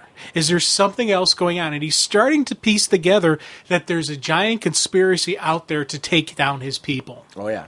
And I like that he's picking up the possibility of that happening now. Shows the true veteran at work there. So I was like, damn, that's something that could very easily have gotten lost in the dialect, got lost in the action going on, but I'm glad they put it in there. Flash isn't a detective. It's all about personal relationships with him. Chunk is a friend. Piper is a friend. These are people that he knows. So to see these things happening to them, he's going to notice things that are happening that are out of sorts from them that you would notice with a best friend. If a friend's behavior changes, if a friend's life changes, you're going to start taking a look at the events. What is causing this? You're going to ask those deeper questions. It's not enough to say, oh, this happened to him. Why did it happen? With any good friend, you want to get to the root of the problem in the sense that because if you understand the why, that's where you can begin to be there and be a support piece to help them go beyond it. And that's who Wally is. Wally wants to help people that he's close to. He is the buddy. He's a buddy. Wally's the ultimate buddy. When I read this book, I was thinking to myself, I want to be, and I hope I am, this good of a friend to my friends that Wally is. He's the kind of guy you want to be, and that's a great example of the kind of book that this is, that you want to make sure that, I want to be there for people. I want to do that. Do I always succeed in being Wally? No. But it's one of the great things about this type of book, and it's probably one of the reasons why I enjoyed this so much, was the fact that I related it so much to people that I know and to people that I connect with in my own friendship groups, because I've got multiple friendship groups, and I'm very fortunate in that. And I think that's why I really dug this book so much, because Wally's got, his friends that were former rogues. He's got people like Linda, who he's really close to. He's got friends on the police force. And you can see he's got different dynamics going on around him, but he somehow balances all this out and makes it work. And it's I love that about Wally. He's a cool dude. So here's I was about to say, yeah, you kind of are like the Wally, but then as soon as I would say that, I would know, okay, Jim, you're my Chunk. I'm like, I really didn't want to open that door. But I actually would have equated our friendship a lot more to Piper than I would have to Chunk, dude. I can deal with the Piper thing. Mm-hmm. Yeah, I'm musically inclined. Yeah. Yeah. No, I mean, just in the sense that he and Piper had such a rich friendship. Yeah. And that type of thing. I don't know if even Piper would be the best, way to express our relationship, because, I don't know, your relationship with me is a lot more like Jay Garrick's and Wally's, or, Wally's and Bart's and things like that, because we're more on the same ground. But I can see myself as a little bit of a Nightwing. I'm a little bit of the player. I'm a little bit of the ladies' man. Wow. Actually, you're a lot more like Linda, because you have a lot of Stalker Cliffs. I'd say you're my Linda, but that's so wrong. No. It is interesting, though, how you do connect with these characters and start to see them as human, because you want to be the characters that you're reading in your book. And there's very much, I'm not, there's a lot of ways that I'm not like Wally and things like that, so I don't mean that. But I think we all do that. I think all of us at one point in time who've read Wally for any serious period of time, you can put yourself in that role because he's human. He's accessible. He's somebody you can be. Nightwing's a great example, though, of another character. Dick Grayson's very street level in the sense that I love Bruce. Bruce is probably Bruce is my all-time favorite character. But Dick Grayson's a guy you feel like you can be. And that was the great thing about Batman and Robin, their relationship is Dick Grayson was the accessible character in that relationship, where you felt like you could hang with Batman because you realistically can't feel like you could be Batman because he's so intense and he's done so much in his life. But Dick Grayson makes you believe that you could be a part of that world. Wally's that same kind of accessible character. So it's funny that you bring in Nightwing into the mix because he's that same kind of character that Wally West is. Now, one of the things I also digged about this issue, as I said, we have these great, going on with the action and craziness of the Joker Venom, but we also still have the classic Wally, dealing with the problems. He's like, okay, yeah, Piper gets exposed, but it's minimal thing. He does the quick brick wall around, Merlin. Deadshot's already taken out. He's like, I can deal with this, but all of a sudden you add the Jokerized Boomerang. Danger level just now escalated. What's the first priority? Save the civilians. Linda out of there. Other civilians out of there. Guards and whatnot. Secure, safe the civilians first, and then deal with the problem. I really always dig that when I see the heroes acknowledging, okay, we have civilian lives in danger here. We have to deal with that. Especially, as I said, with the Flash multiple times. We've seen in the middle of a fight him run out, zoom, take somebody out of the picture. And Linda, he even took her across the other part of the city, not just like moved her out of the room. It was out of the room and then back, cross town and then back before Boomerang can do his next move. So that is just like that cool Flash speed stuff that I'm like, yeah, I like seeing that. I've got a question going back to Wolf. Is he a metahuman? There's all kinds of revelations about Wolf as time goes on. There's certain things in here that I don't want to reveal because it doesn't. Yeah. It's revealed in later volumes. Okay. Wolf's story, very much like you're seeing it in here, unfolds gradually.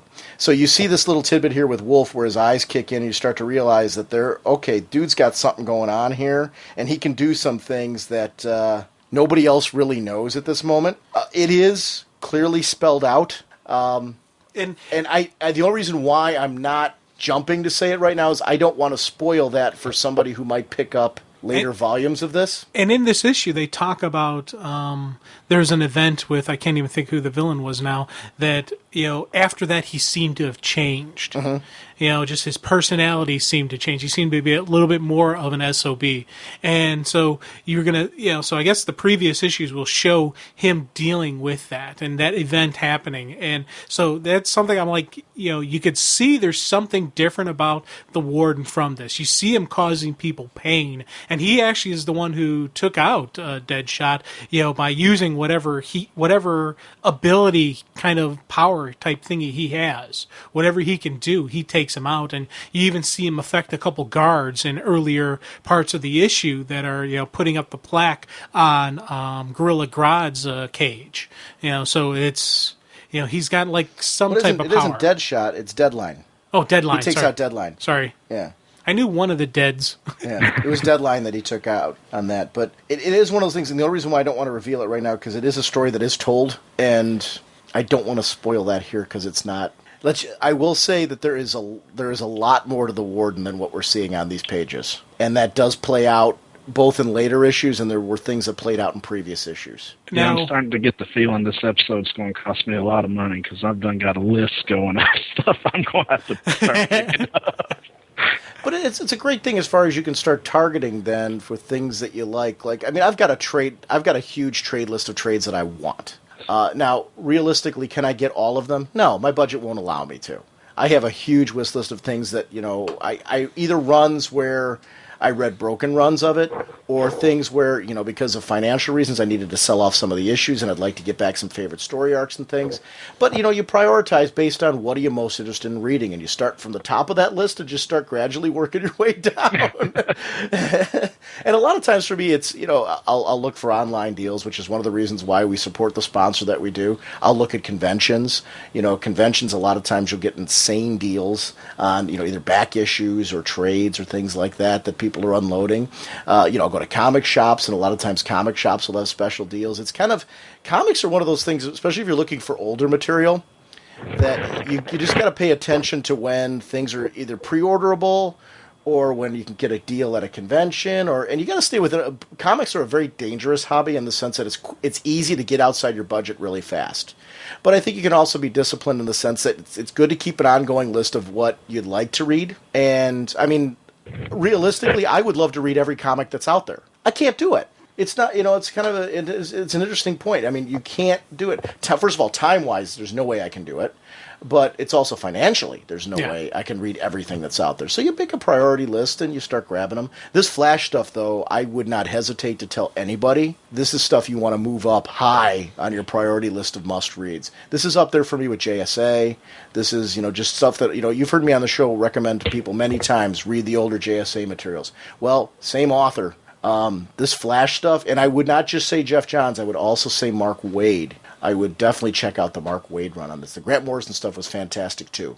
So, but I mean, it's all part of the same run. It's ongoing on. It's from when Mark Waid took over with Born to Run to the end of the run. And you can start off with, like, right now you're reading the Johns stuff. So I would recommend to somebody, if you like the Johns stuff, start getting the trades of the Johns stuff. Read that stuff. And then if you've got, gradually pick it up as you go along. Because it's nice that this stuff's traded. So that means just over time you can slowly get one or two as you have some extra money, and just read them gradually and fit them in. But it's good material, and I would read it. Now, when Piper kind of loses it under the Joker influence, he attacks Boomerang. Mm-hmm. And even after the Joker influence fades, he's still choking Boomerang. What's the side story? Why did he try to kill Boomerang? Well, he's convinced that he killed his parents. Oh, okay. He really believes he killed his parents. Okay. So at this point in time, the dude's snapping. Oh, okay. So, I mean, and it's very much a part of the story. He has now been convinced that he killed his parents. So when Wally asks him, tell me you're innocent, he generally can't tell Wally he's innocent because he believes he did it. So, if he believes he killed his parents at this point, he believes he is an evil man. This becomes an interesting conundrum. You figure at this point he's gone to...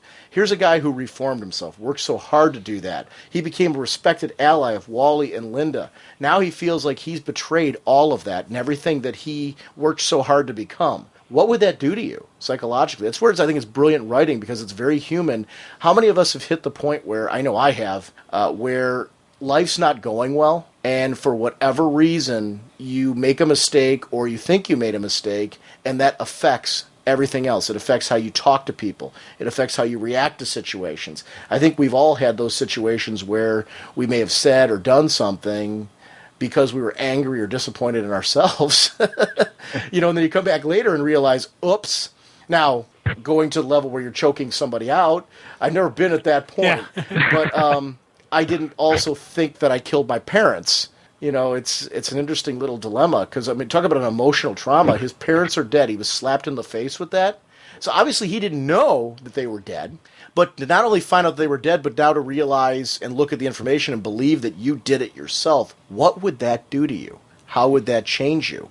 And you're faced with a man who's truly evil like Captain Boomerang, one of the rogues, and what would you do? How would you react to it? So is it so much that he wants to kill Captain Boomerang or that he's just mad at the world right now? And even more so, mad at himself. Will that unleash self-destructive behavior? Absolutely. So that's where it was an interesting multi-layered storyline. Remember, he's convinced that he did something like murder his own parents. Wow. Yeah, that is, and that actually makes sense, and that's, kind of fills in a lot of gaps. And I tell you, this was a sweet and sad ending for me, because sweet in that I did like the fact that Wally's like, hey, tell me you're innocent and I'll get you out of this, and it was just, he had that much faith in his friend that he would do that. And when Piper can't, say, hey, I'm innocent, you see him return back to Iron Heights and you see the warden give him that good old-fashioned beat-down welcome. But that panel that you're talking about where Wally's pleading with him, you have the silent panel right next to it, where you see Piper's face and the look on his face of, God, I wish I could. I wish I could. That part of him where it's shame. That's what added more to that moment. You could have taken Captain Boomerang out of there and put anybody in there, any bad guy in there at that moment. That it didn't matter who that was. That was because of what this man's feeling inside when you see him in this panel. That's where that works so well for me. Great artwork moments in this where you just see this man lashing out at what has happened to him and the sheer level of what he believes he's done to himself at this point, and how he feels like he's destroyed his own life. Yeah. And killed two people that, his parents. I mean, wow. And you're right, the beatdown moment for me, it just adds to then, is this guy an SOB? Yeah, because, I'm all for the death penalty. I'm all for harsher prisons, making life more difficult for people who are locked up. I said this was wrong. There's a line between making things rougher on it, making it taking the country club out of the prison, making it actually a punishment. This is just sadist. This is just a beat down to flex your muscles and say, see, this is how much power I am. I'm a big man on campus. I can have you beaten down like this. And even someone like Piper to do the beat down too, because Piper is not resisting. He's not going in with his chest all puffed up saying, hey, I'm a badass, No, he's going in dejected, already feeling like garbage for what happened. So It looks like he's still handcuffed. Oh, yeah. Too, Yeah, he was definitely cuffed and locked down while he was getting the, so this was just nasty, man. But very appropriate and very fitting, Guys, can we talk real quick about the Brian Boland covers? Oh, sure. Because there's something for me that I'm a big fan of Brian Boland's art. Killing Joke to me it's in my top 5 list of Batman stories. There's times where I'll honestly tell you it's my number 1 Batman story, but it definitely fluctuates based on my mood and tone at the time. But that artwork in Killing Joke was the first time that I really got to know Brian Boland's art, and then I've known some of his previous work now before that, and his work ever since. He's somebody that when I see his covers on things, when I see his interiors on a book, you take notice of it. Just the sheer amount of detail, facial expressions. I love the fact that we see Wally, when you see the shadow images behind Wally in this particular cover here, the facial expression, you see Wally's facial expression is turned when he sees the peekaboo in 2 different spots. And you see the look of surprise at that realization, showing that when Wally, a few sections in the past behind himself, was totally looking at her in the front and now sees her in a completely different place. You see motion in one page for peekaboo. Yeah. You see her disappear and reappear in 2 different spots right away. It's interesting. I think, covers to me, especially what we've learned now, how much ahead of time covers are a lot of times developed compared to the actual issue work of that particular material. It's a great example of where really great artists do a really good job of capturing the theme and tone of a book, when a lot of times they may not have actually seen the script or the book. They just know thematically what the issue is going to be about, and maybe have like a character picture of what the character is and what the character is going to do. He did a great job on this cover. I think it's a stellar cover, and go ahead, Mike. Just jumping ahead a couple of issues, the Captain Cold cover, the last issue in the book, I absolutely love that cover.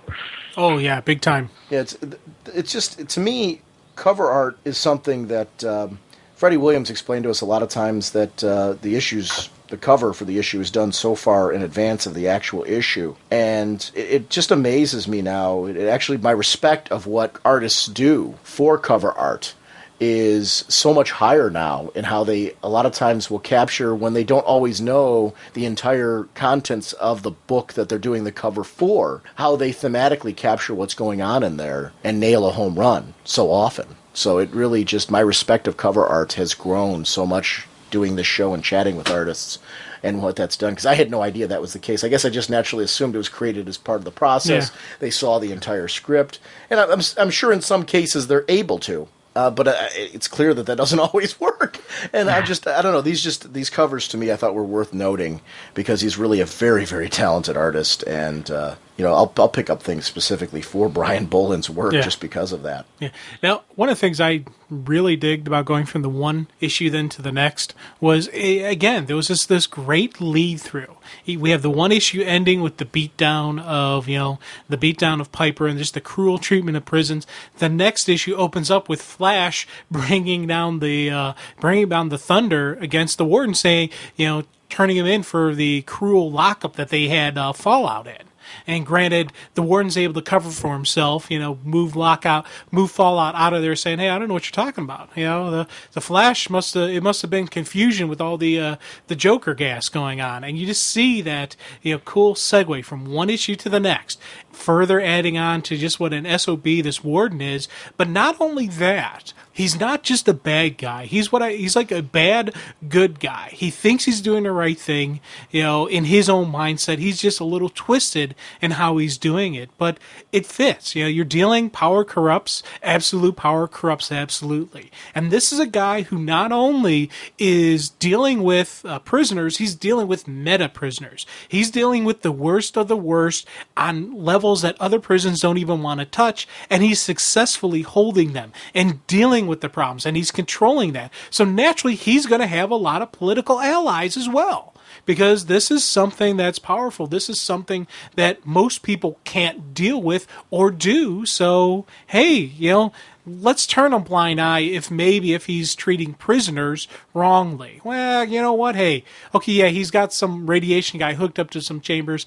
Let's just look the other way and let him do what he's doing, because he's keeping them under control. And I like the fact that Wally isn't going to let that fly. He's like, basically toe-to-toe with the guy saying, hey, I know what you're up to. You can't you can't keep it from me. You'll slip up, I'll catch you, and I'll stop you. And it was just that, real cool face-to-face frontal moment. Those two stared down, and I was like, yeah, I was like, oh, I want to see more of this. Well, he's a megalomaniac, and where that line gets crossed is by the fact that he no longer believes anyone is worth listening to. Right. He believes he knows what's best for handling this situation, what's best for everybody. And there comes a point in time where you start to realize that he's got his own plans and his own motivations and things like that and what he's doing. But he is a character you can clearly see right now. Nobody's opinion matters anymore. Like the Flash. And this is, you understand, the Flash is a guy who in Keystone and Central City, the law enforcement's very comfortable working with. They have a very good relationship. This is a Jim Gordon... Bruce Wayne, just Jim Gordon Batman relationship with everybody. These are all open, trusted allies. Not just the police, the city, the citizens in general. Flash is, pretty much so the cat's meow in that, his advice is welcomed. But the Flash also asks for advice. Wally doesn't believe he knows what's right for everybody. Wally asks questions. He gets assistance from Star Labs. He gets assistance from Frogs. He gets assistance from Linda. He gets assistance from fellow heroes. Wally is a human person, very human. This guy at this point in time has lost touch with his humanity. And when I mean humanity, I think what makes people the best humans are people that realize they aren't perfect. And they embrace their flaws, and the reason why they end up being such a great person is because they know their weaknesses, and they react accordingly, and they get help in those situations. And, this is a great example of a guy here. He's lost touch with his humanity. And, go ahead. Kind of look at him as maybe kind of like a Sinestro, more or less. Oh, sure. Oh, yeah. That's a great comparison. Oh, yeah, big time. I wasn't thinking that, but the second you said it, I'm like, oh, yeah, home run Mike. Yeah, definitely. Where there's certain points in time where the person will say things that you might even, Jim, you were talking about how your view on law enforcement at times and prison systems and things like that, that you can have sympathy with a harsher view towards it, but you know that this guy crossed the line. So there's points in time where this guy probably talks and you can sit there and say, well, okay, I can kind of see what he's talking about here, but then he keeps going. And then you're like, wait a minute. Dude's got a few screws loose. Yeah, just a couple. Yeah. That elevator's no longer tethered to a cable. So it's it's one of those things where, and that's where he works, is because it's very clear and consistent in his writing and in the drawing of him that you see those moments with the facial expressions where he turns on a dime. Yeah. And you're just like, ugh, creeped out. He's a very creepy uncle at those points. You're like, you don't want to keep the kids away from him, and just there's something wrong with this dude. Now, quick question for you. Murillo. Yeah, Murillo and Cicada. That was another one where I was like, okay, there's got to be a backstory to this. What's going on with Murillo when you see his eyes zap in, he was stabbed by the dagger that Cicada was using to drain power. And out of side effects of that particular situation, Murillo survived and has after effects due to that. Murillo has a power, and I don't want to reveal it, but he's right across from Cicada's cell, and you see that he has a reaction, an energy reaction to that cell. That's not a giveaway to the power, so I'll tell you that right now. That doesn't tell you what the power is. I don't want to tell what the power is because it would not spoil what came before this, but after. So I'm going to leave it at that. And that's only for the benefit of people who, if it was something that would affect this volume, I would spoil it in an instant and chat about it. But it's really not contained in this volume, and I would say that you will see. It's very much in these books. It's very cool. But it's an after effect of the power comes from, and the reason why he's having the reaction in front of that cell door, he has a power because of an interaction with Cicada that came prior to this. And telling you anything else would spoil something in a different volume, and that's not... I don't want to ruin that for somebody, because like Mike said, I'm interested in reading more of this. Well, you know, I mean, that stuff, if people want to jump on Wikipedia right now or one of those other sites and look up Detective Murillo, you'll find out exactly what those powers are and what happens because of them and all that. So certainly if you don't intend on reading the rest of these volumes, there's plenty of places on the internet where you'll find out exactly what that is. I will tell you right now, though, if you're planning on reading other volumes of this, don't do that. Read the other volumes after this and see what happens, because it's previously and in later volumes. Okay, cool. Stuff like that's clarified, so I don't want to... Now, enough said. I'm going to be probably reading the other volumes, so I'm going to avoid the internet, because I don't want to be spoiled on it, so yeah. I'm really curious about Cicada, because even later on in the next issue, I think it was, you see the Here Lies the Child of Cicada, so I'm kind of, that's a character I don't know anything about, but just from seeing this part here and then those tombstones in the next issues kind of got me, you know, a little curious about him. Yeah. Cicada's an interesting character in the Flash mythos, because if I remember correctly, Cicada actually became... There was actually another Cicada in the Flash books, and I believe it was a female at a certain point, if I remember correctly, and which has nothing to do with this particular volume. But it was in a previous volume then, correct? I'm assuming. No, after the fact. Oh, okay. If I remember correctly. I might be wrong on that, though. No, because he was actually in Salvation Run, Cicada. So I don't know where I'm getting that from. I thought there was a female Cicada, and I might be drawing a blank. I might be putting that on a different... It's been so long since I've read a lot of this Flash run. I'm thinking after this, I thought there was a female Cicada, but I might be wrong. And if so, I apologize. I might be linking him with a different character, because I remember he was in Salvation Run. Yeah, so we've seen him. Yeah, I remember. We've seen him recently. So now, continuing on, the Vic Stone and Linda in the park was just an outstanding sequence for me, and especially multiple levels. First and foremost is, of course, Titans together. You love seeing the Titans together, and you see that old friends hanging out. Plus, this was a crossover that, you know, it made sense. These are longtime friends hanging out and doing, just being there around each other. But also, just because, once again, my buddy Stalker Cliff, and this guy just had. This was when I first really noticed this guy, and I went back and I reread it. Like, oh yeah, that's that guy from before, because he just has such textbook classic stalking stuff. He's like, hey Linda, how you doing? Yeah, hey, I'll save you a seat in class and all that type of stuff. But then he sticks around just to see who she's talking to. Plus, she has no idea that this is a potential threat. He's like, oh, that's just a buddy of mine from class. And I'm just like, oh man, this is just going to be so cool to see how this plays out. And he makes more appearances later on that I'm just gushing about. But I'm like, it's some cool stuff seeing, just this type of stuff, especially you saying that there is payout for this. So that really has me chomping to read what happens to Stalker Cliff. When I like that we see Linda on some level start to realize that she's got to distance herself from this guy, or she doesn't fall into the trap. Yeah. She's a very strong character. I like that they didn't make her kind of leading him on or anything like that in any of this. Because she's very open with the fact that she's married. Her husband's right there. There is no Linda is in no way or shape or form misleading this guy into thinking that there's a chance of anything going on here. And I actually like that even more, because it shows that Cliff's a little, you want to he's see, beyond... right in these panels right here, I want to see Wally clock him. Yeah. You know, because he's eyeing them from a distance. So you know there's something up with him, and that's great development of a situation because right here he crossed the line. Anytime you're eyeing a man with his wife like this, you deserve to be clocked. Yeah.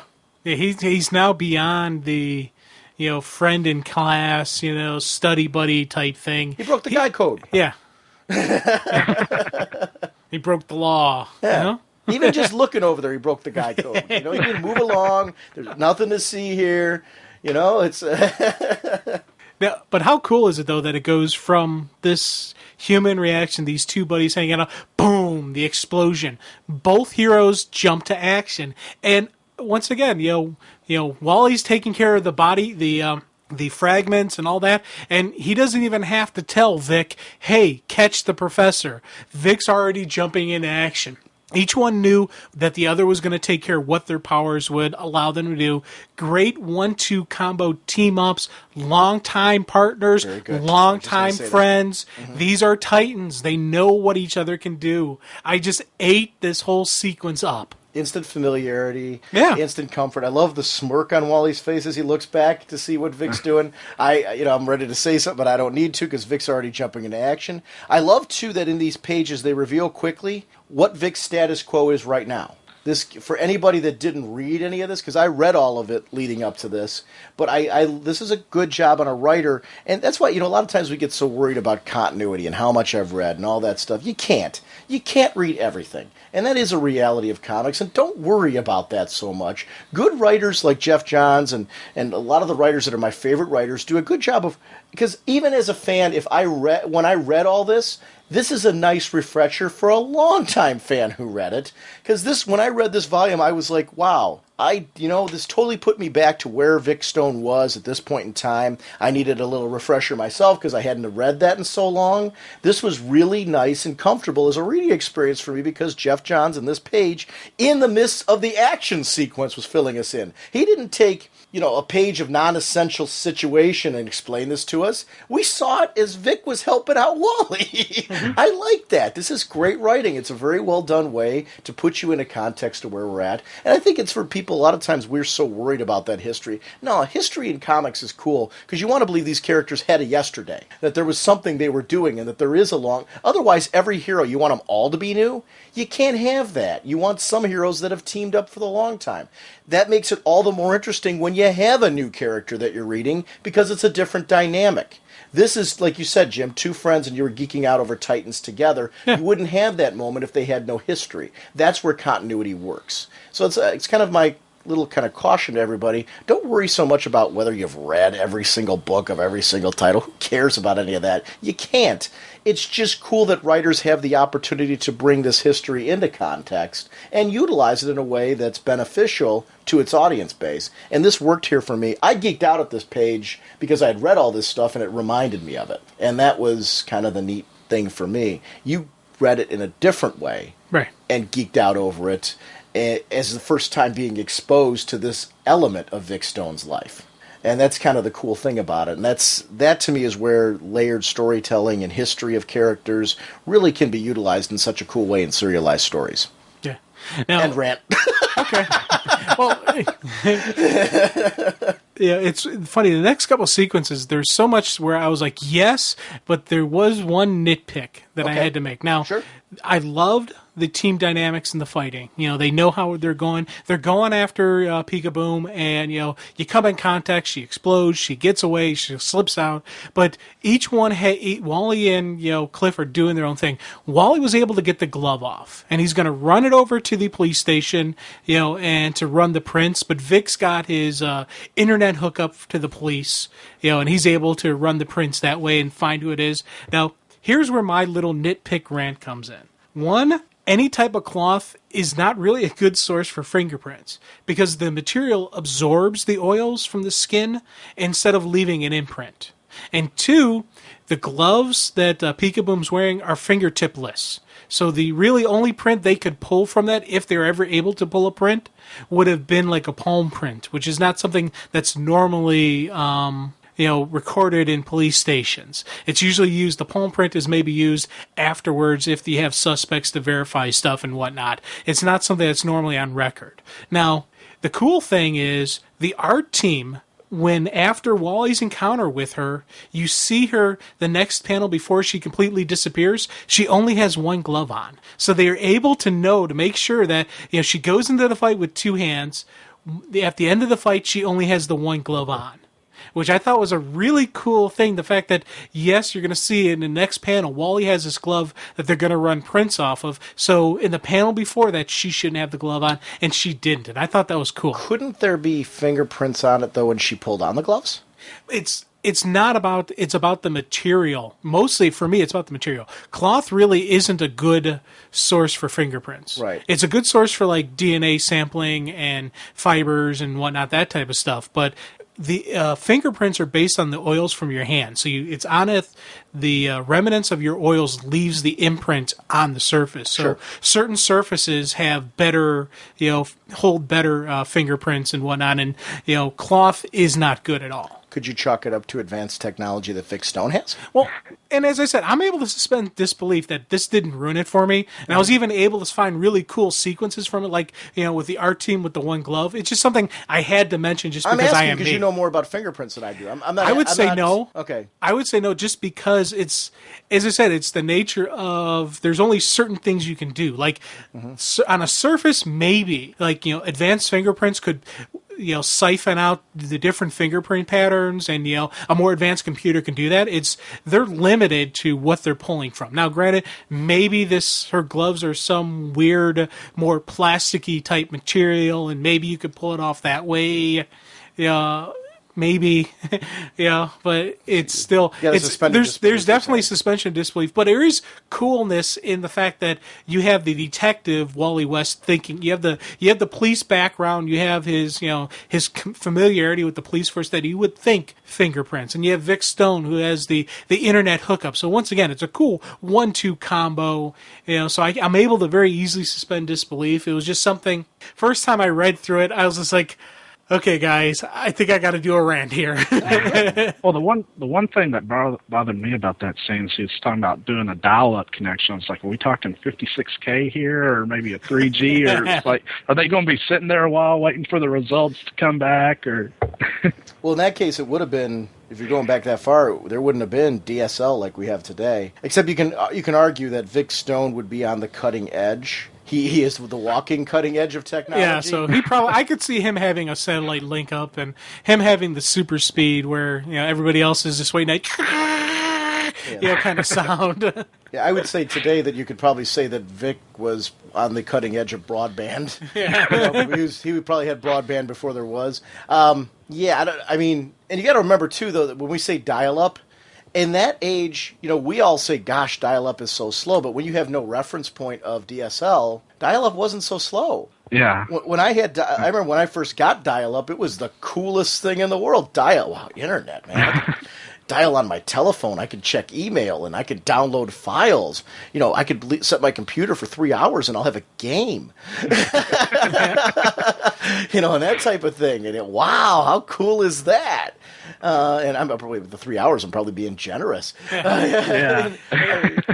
That's an optimal connection. I mean, remember our connections would disconnect and all that other kind of stuff. But at the time, dial-up was cutting edge. So for the guy in his palm to be able to pull up a dial-up internet connection at this point in time, that was cutting edge. And I tell you, it's we're laughing at it. You think about it, and there is that suspension of disbelief because as more we're talking, I'm like, yeah, he probably could do that. Yeah, okay, Well, nowadays you could. Yeah, nowadays he mentioned 3G networking. Yeah. Sure, today you could do that with no problem at all. But this was before all of that. So he really was technically using a dial-up connection back then.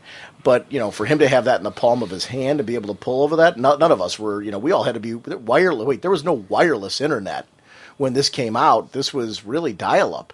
It really was. Yeah. So for him to even be able to pull one out of his palm and do it, that's cool. Yeah. Now, nice break in the action comes with the officer Shire.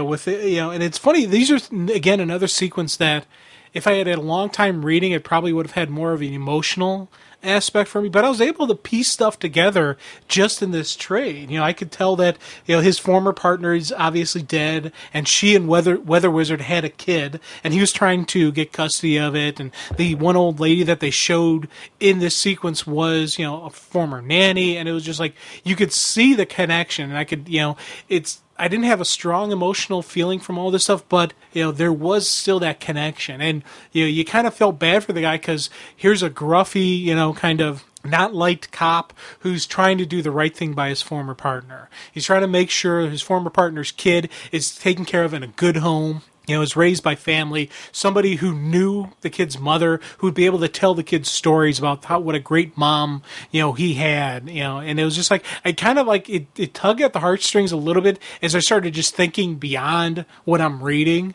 and the fact that there's somebody else blocking the adoption. And when we learn who that someone else is, I'm like, oh man, this just adds to it. But even further, the Fallout issue that we're going to get to in a minute or so, there's just so much of this bam, bam, bam, kind of like layering and just other stuff that I was able to pull from this Rogue's title. But further, reading of this, I want to read the stuff before this. I want to see how she died. This sequencing here is the part that finally had me lynched in saying, yes, I want to know more about this. I want to find out all these backstories. And it's fun to go back and even further and see the relationship with that partner, because he is very much this hard-edged guy that nobody really likes.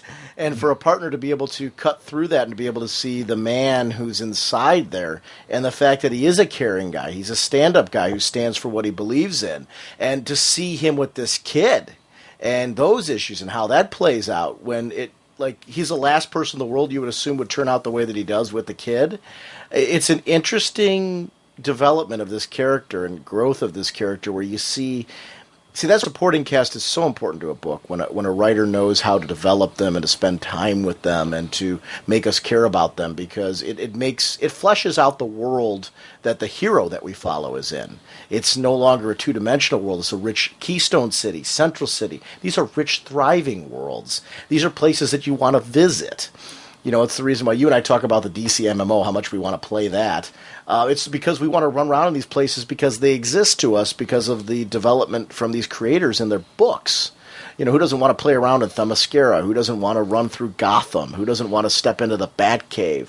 And we want to touch these experiences in ways, when they show up on film, you want to see them brought to life as rich, thriving worlds, but not just the main characters. You want to see the supporting cast. When you see movies like Batman Begins and Dark Knight, you care about who's playing Jim Gordon because you want to see great Jim Gordon moments, and that's what works with this. It's this is a character that, yes, you do want to read more of, not just Wally, but you want to know about the rest of the people too, and that's great development. Even the villains, you want to know more about the villains. I mean, it's now. The sequencing in Peekaboom's apartment was really cool for me. One, you kind of got that immediate feeling something isn't kosher here. This isn't your hardened villain. There's something more to it. And we later learn that, this isn't a villain, if you will. She's just, a desperate, young lady who's trying to save her father. And, before all this happens, though, we get this really cool combo action sequence between Wally and Vic. They try to, they can't come in contact with her because any contact triggers the explosion and teleportation. So Wally uses his speed powers once again. Not only does he do the pass off of the kidney to Vic, hey, secure the kidney, get that out of here, but he's, hitting her, causing the explosion. He dampens the explosion, then goes to right where she's materializing and hits her again. And she's just causing her to bounce all over the place, completely uncontrolled, and she passes out. Great use of the speed, great use of the way to just improvise, adapt, overcome to what your villain is dishing you. And I really ate that up. I was like, this is a cool, flash, power moment. You talked about tiny art details before, and when we see Vic with Wally with the sonic gun, the headphones on Wally. I was just getting ready to say that. I like that. Yeah. I love those tiny little detail touches. It's you were talking about the glove before, how you like that little tiny detail, and for me, that was something that kind of stood out for me. Is kudos to the art team for that. I was wondering if he's like streaming music through those headphones with that dial-up connection. If he's shaking his head. Oh, yeah, there you go. Wow. You know, with little hiccups on it and things like that. You know what I'm saying? Yeah. Now, is that Speed Force generated earphones, or is that... They look like the same color as Vic's suit, so I'm guessing it looks like they're Vic coming off generated. of Vic. Okay. Vic went through a lot of different changes in his suits and what they could do over time. You know, there were ones that were able to generate and develop things. There were ones that he had accessories that went along with them. There were times where Vic would build things on his own. So I'm guessing they obviously planned this, you know, when they walked in with this, Vic's, you know, sonic device was coming out of him. So he would obviously have things for allies to protect their hearing from this situation. Cool. Now, the one thing, it's again, we talk about Wally just wanting to go above and beyond this, not just smack on the villains, he wants to reform them, help them out. That really just, you know, when he learns what was going on with her, was just this great emotional reaction from him. You know, this is a grad student who dropped out of college to save her dying father. And she tried to donate one of her kidneys, but there was some mishap. Some medical mishap prevented her from doing it, so she was desperate. And these are the type of people that Wally wants to help. He wants to reach out and do the right thing and save them. And he even says afterwards, saying, hey, can we move the guy up the list?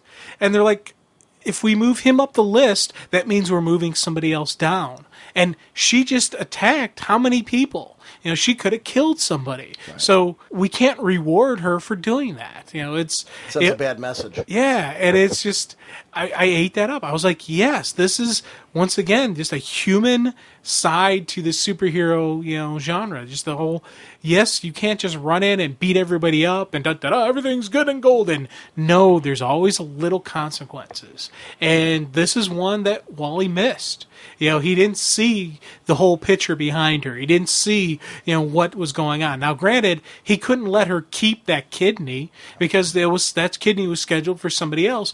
But who knows? Maybe the Flash could have done something else. But all these questions are probably racing through Wally's mind. And I was just like, I felt for him. Right here is where I was feeling for Wally, going, dude, man, I got your back, bro. I feel bad for you, man. When he's standing on the hill looking down, yeah. I thought I was a hero today, so why do I feel like a bad guy? You know, he's attached. Again, that's where the relationship with Linda works. What if it was Linda? And you have to sit there and the second he brings up Linda as a reader, you see their relationship, and Linda is a very likable character. She's a very strong character. So. And that's all the more powerful when Wally brings her up. She's not cookie cutter. You're like, oh, yeah, well, if it was Linda, dude, you know, you go and take the kidney. Yeah. You know, it's one of those things where I like the humanity of this because you have to question, you know, and I mean, he's right. There's the person who's telling him, you know, hey, there's rules, there's laws, things like that. You know, she can't be bumped up a list because of the fact that she's done that, because you're breeding a whole thing. And she's 100% correct. That's the right answer, and she's right. You'll set something up where it'll never stop, but that's where it works on a level. Sometimes the right answer isn't always easy to hear. The right way to do things isn't always easy to hear. Reality of life isn't always easy to hear. You know, and the fact that this guy probably won't get a transplant. This guy's probably going to die. Yeah, that isn't easy to hear. Now, my question, does she return later? Do we see Peekaboom later? I'm almost positive we do. I got to be honest with you, I don't remember. Okay. And just for anybody who's listening, yes, I know her name is Peekaboo, but I call her Peekaboom just because I think it's a better name, you know, because when she disappears, she goes boom. So it kind of fits. And hey, you know, so sue me. I like it better. My lawyers will be in touch. Well, aren't you just a little sassy today?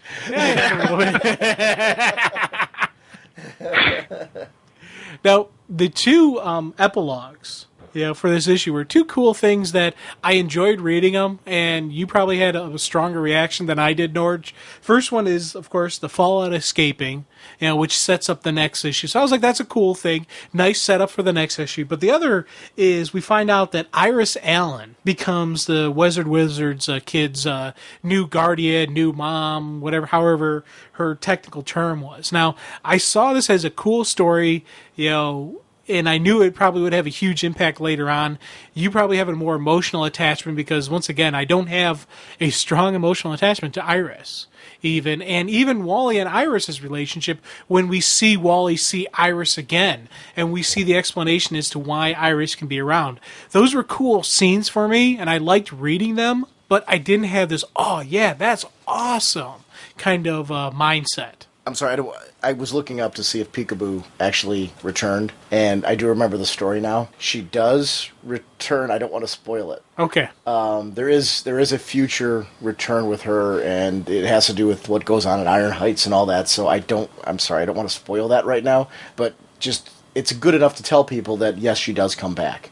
As far as Iris, it was interesting because Iris had been gone because she knew about Wally's future and Linda's future, and felt like she was a liability because she could reveal information that they might change if they knew ahead of time. Because when you know the future, foreknowledge is a dangerous thing, and that you might react differently, and that will change the future.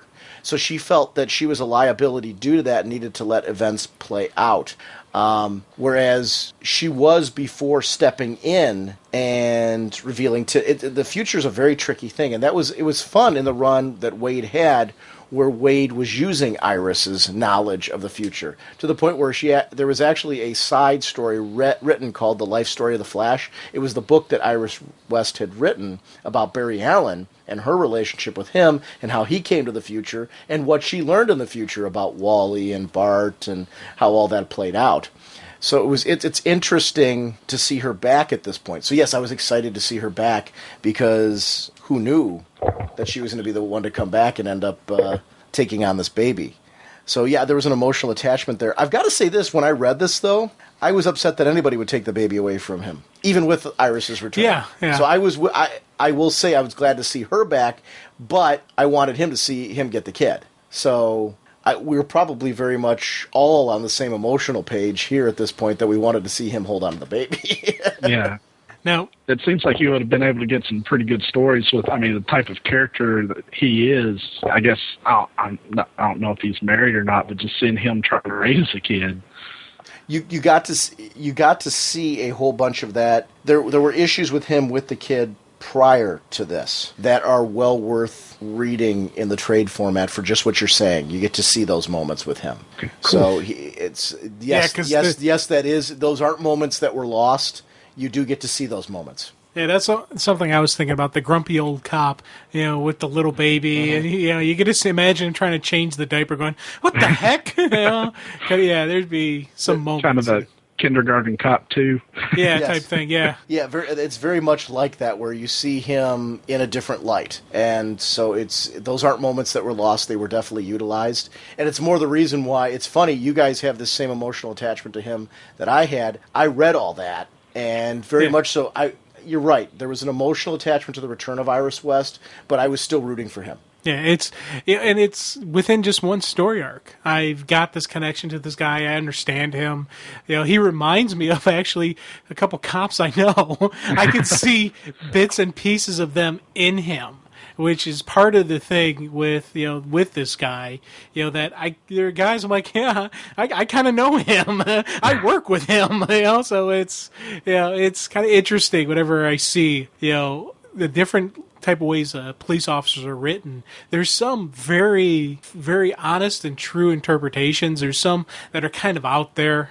But this guy, the grumpy, gruff cop who, in his heart, he wants to do the right thing. He's a little bit rough on how he does it. He probably rubs other officers the wrong way. But in the end, if it was your wife, your son who was killed, you would want this guy to get the collar. You would want this guy on the case to find who did what to your family, because he is a good cop. He is that cop who's like the pit bull. He's going to lock on, and he's not going to quit. He's never going to lay down and just give up. And that's the kind of guy you want with the badge. And it just this one story arc, I'm getting all these images from this guy. And it's a kind of a cool thing that the writer could bring me that close into him in such a short period of time. And he's the supporting cast. He's not the main character, and I already have this strong relationship with him. This collection is really proof that you don't have to collect things in six-issue arcs or things like that. This works really well as a collection, and it's really not, it's an overarching serialized story, obviously, because it's the Flash book, but there isn't a, 4 or 6-issue A to B story going on here, if that makes sense. There's a bunch of stories going on here, and this works very well too. So it's further proof that you really can write good comics, and good comics can be collected in any fashion necessary to collect them. Like, this works very well as a trade, so I'm complimenting the trade. This is a great collection, and it's just interesting that it's a very different dynamic than you usually used to in a trade. Oh, yeah. The way that they're necessarily... Normally it's one action, it's just the one overall story arc, boom, boom, boom. This, you're seeing the background building, you're seeing the character growth. Like, issues opening with Wally and Morello just hanging out at the police station. They're talking about Shire. They're talking about, hey, what's going on with him? He's a little bit grumpy because there's problems with the adoption. Really? I gave him that letter of recommendation. Oh, yeah, it's just probably the holiday. You know how these things go. And it's just a general chit-chat between friends. Just they're hanging out, they're talking, and just kind of there's that open dialogue and that friendly dialogue you see between Wally and Morello. It's just a cool bit. And then we head into the graveyard in the cemetery with Shire, and he's visiting the grave of his dead partner. And that's when I first saw she had a husband. And I'm like, oh, wait a minute, there's something more to this whole story. Because I kind of assumed that she and Wizard had a thing, or maybe they had a thing before he became Wizard. I didn't know. But so now I'm thinking, she's got a husband. No. Respected grandfather, Jim. Oh, that's grandfather? Respected grandfather, partner, and friend. He died in 1995, but he's not... he was born in 1930. She was born in 1972. That's her dad. Okay. See, I when I was reading this, I thought that was her husband. I'm like, oh, wow, that's even more thing. But once again, that's actually even another cool thing, the fact that it's a grandfather, so she's a generational cop. So that even adds to more of this. I gotta know. I want to know who she is. Mm-hmm. I want to learn about her. I liked the opening with Fallout too. Yeah, it was like an interesting horror style opening where you see this creepy character kind of sleeking into town. It was a really cool, like, creepy opening to, I thought, this whole issue. It was funny how every issue of this particular collection here has a very different theme and tone to it, while some things are consistent, like the relationships that you see with Wally and those that he's close to. And it really shows that you can tell any kind of Flash story you want. Flash just really works as a character that any type of character, from supernatural to magical to straight superhero, straight supervillain, any of that stuff really just kind of works here. There's good relationship drama. There's good... there's good police drama. There's anything that you can see on television can be told in a Flash story, and it just works really, really well. And it's good writers understand that. And I think this is why Flash, as a character and as a title, always has such a strong fan following when it's done right. It's because all those elements are in place, and I'm excited to see that again.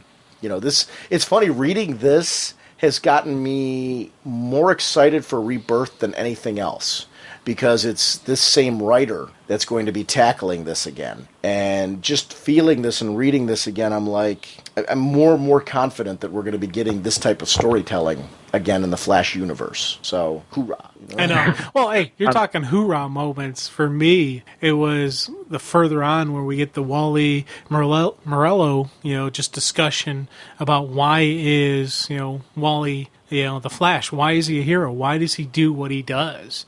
And it's just it's a basic answer. It's like, I was given these powers. I can do, I have the power to do this. And it's the responsibility type stuff where he's got to do what he's got to do. But I love the answer where it's like, what if, the lightning never struck? What would you do? And he's like, I'd be a cop.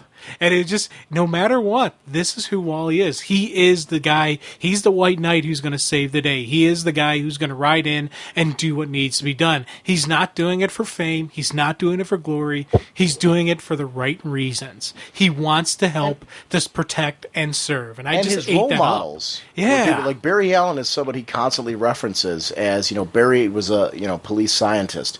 And those were things that, he references back to Barry, and how that is something that's so important to him that he laid out that kind of, life for him and that kind of respect, it just shows how much he loved and respected Barry, that person influences his decisions and who he is and who he's become as a person and who he would become as a person that would still be somebody that he would be because he loved and respected him both in and out of the costume.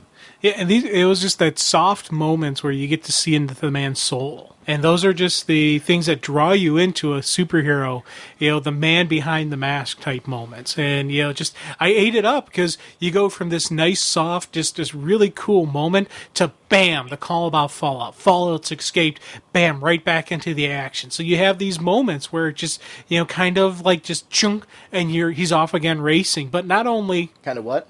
He's off racing. No, but what was the other part? The chunk, kind of like chunk, kind of thing. It's, I love that you have sound effects in what you're talking. It's kind of like the chunk. It is, the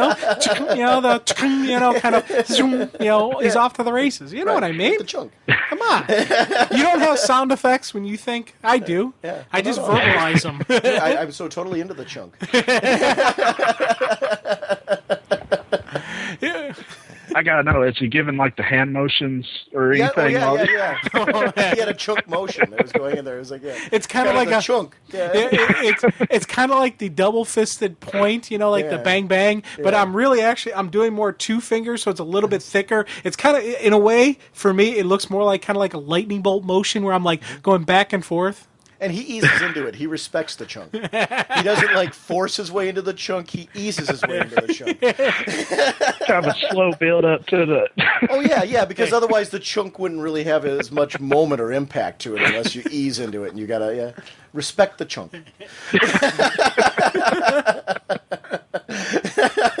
My pal, my buddy. This is my Wally right here, man.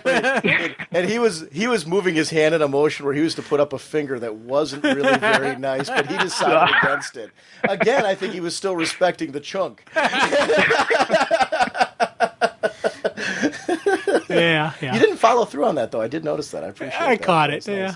Nice. I wasn't going to give you the stone cold salute on that one because I'm laughing along with you. So, You know what? I'm going to be really disappointed after we record this one. Our next episode will probably be a little chunk free. And you never I'll know. feel like something's missing. You never know. There may be something else, something new. Yeah. You never know what I'm going to throw out. It's part of the magic. Raging Bullets, now chunkier. Yeah. Again, right before that segment that you're talking about, again, we see another great Fallout segment that I think is worth talking about. When he's talking about, I want to get home, he said that. You got this person who's getting sick from the fallout of this character.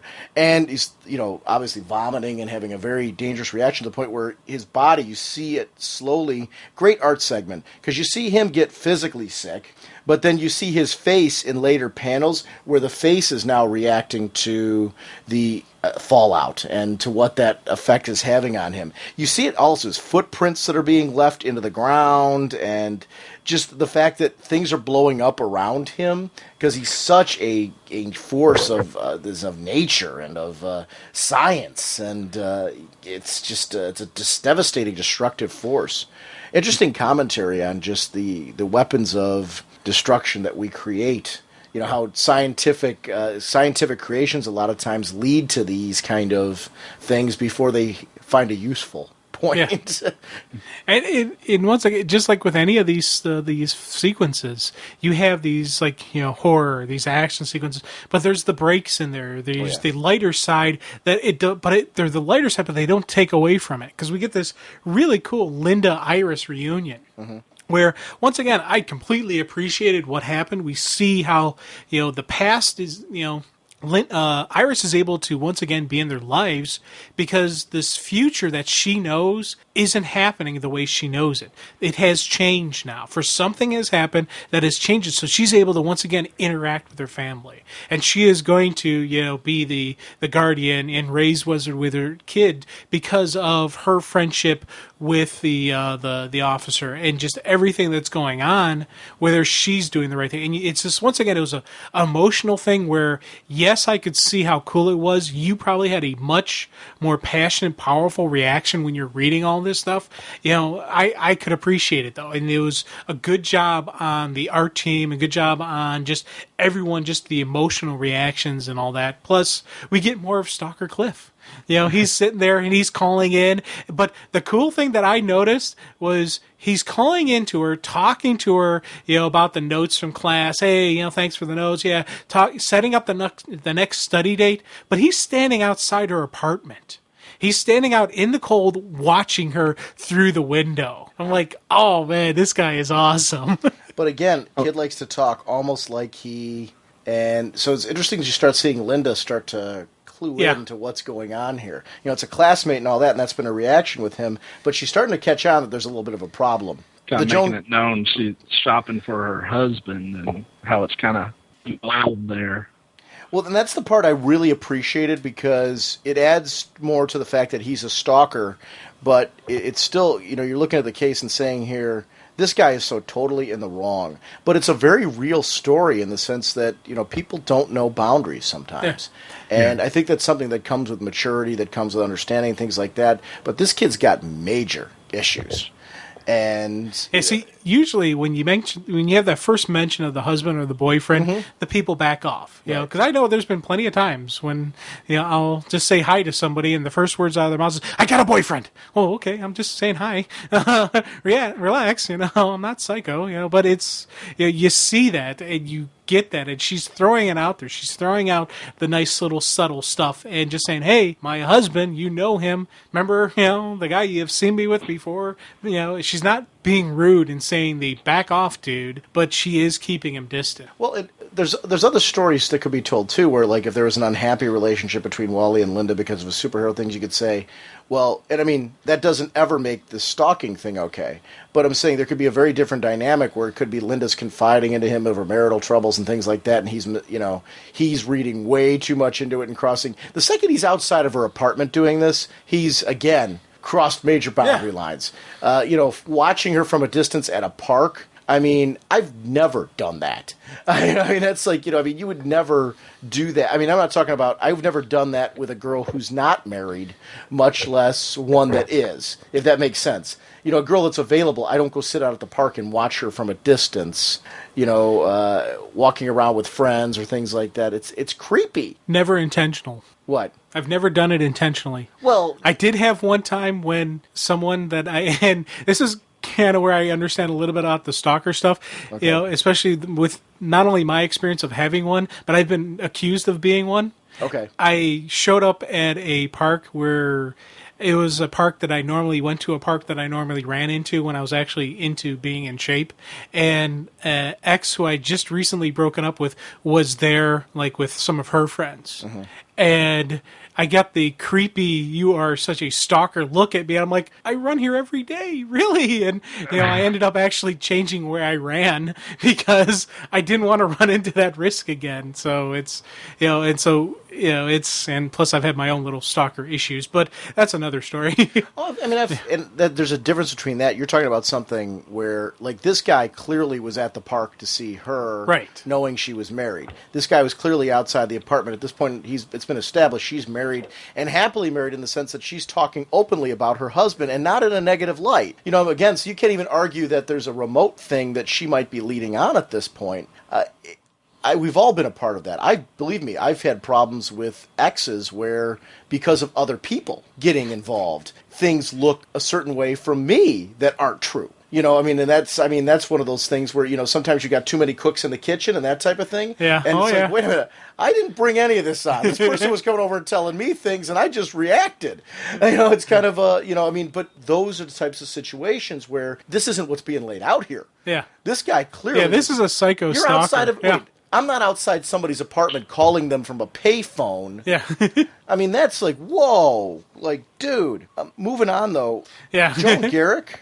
I'm a huge Jay Garrick fan. I've always had an affinity for the characters that were a part of the Justice Society, because as a kid growing up, admittedly, as a kid growing up, I wasn't reading Justice Society or All-Star Squadron, or things like that, because I didn't have room for them in my budget. My exposure was from the JLA, JSA team-ups that I loved so much because I got to see these rich characters, and there was a second Flash. And this was before I knew my exposure to them was in these multiple Earth stories that were before Crisis, where I got to see these characters interacting in the early times for the yearly team-ups between those two teams, between the Earth 1 and Earth 2. Well, so I have a love for these characters from those connections to them. And when Joan Garrett collapsed, I'm like, you better not. There's some things you just don't do. And Joan Garrett better be okay. Yeah. I mean, I know she got back up. I'm like, there better not be side effects. This woman better be fine. Or else I'm leaping in there and I'm taking out Fallout. I mean, it was one of those moments where I'm like, oh, it's not necessary, but obviously it wasn't, but nothing happened to her. But it was funny how I remember reading this page because so vividly when I saw it happen, I'm like, oh, man, I remember that. And when I saw the plant collapse, and I'm like, she better be okay. So it was funny how that, you talk about an emotional reaction because of your history of the character. I've known Joan and Jay Garrett since the 70s, and no. Now, the Flash Fallout fight sequences, yeah, because this was another cool thing where he initially opens up with the fight. He's got this plan of he can't take him to prison, so he's going to, create a prison out of scrap metal around him. And, Mike, you mentioned it earlier, how his costume shifted, to cover over, protect him from the radiation. Really cool just usages of this whole, Flash, power set. And I like the fact that this first plan didn't work. He builds up this prison and boom, Fallout just, expels his energy, blasts it all over the place. Wally is down a little bit. And even, you got the police detective. He's there at the cemetery. He's not just going to sit back and not do anything. Part of him kind of, in a way I saw him have maybe a death wish, because he's going up against some super mega power villain who he really had no shot at. But part of it was also duty. He's not a cop who's going to lay down. He's going to see what he can do. He's going to try to stop the guy. And I like the fact that he moved in as well. And once again, throughout the fighting, Wally's got to rush him out of there and get him out of the harm's way.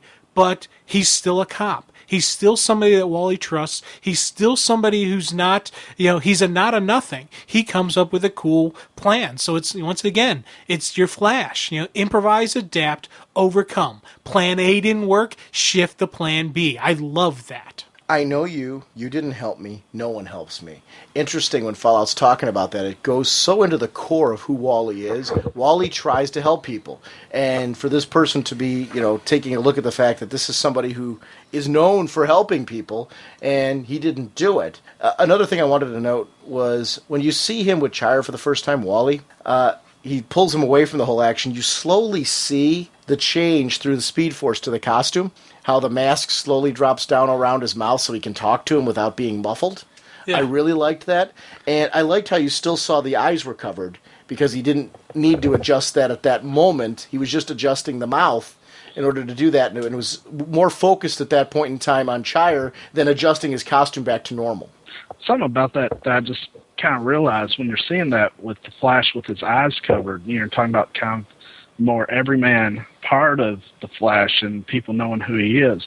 It's like with most superheroes, you see him with the mask. Even though the eyes are cut out, you can never see the eyes. But looking back through this issue, anytime you see the Flash, you're able to see his eyes. And I guess that gives a little bit more, I don't know what the word I'm looking for, but it's like kind of a personal, he's not trying to hide who he is. Yeah, you're able to see more who he is, and it's not just, like with Batman, whenever you see his eyes, they're either, that white, just a white slit, but here you actually see all of his eyes, and it's able to, I guess, more personal. More emotion. You can read more emotion off of his face. You can know him as a person. When he's happy, when he's sad, when he's angry. All that stuff comes off quite easily off of the Flash, and that would be something he would want others to see. He's very welcoming. Yeah, exactly. And plus also, the eyes are the gateways to the soul type thing, and he's not your, he's the the bright, hero that, you want to follow, you want to listen to. And it's, more of a way to get command and control of a situation is to make that eye-to-eye contact. It's a way to make things a little bit more easier and trusting for somebody. So he would need to have his eyes open. Well, that's the chunk of it. Yeah.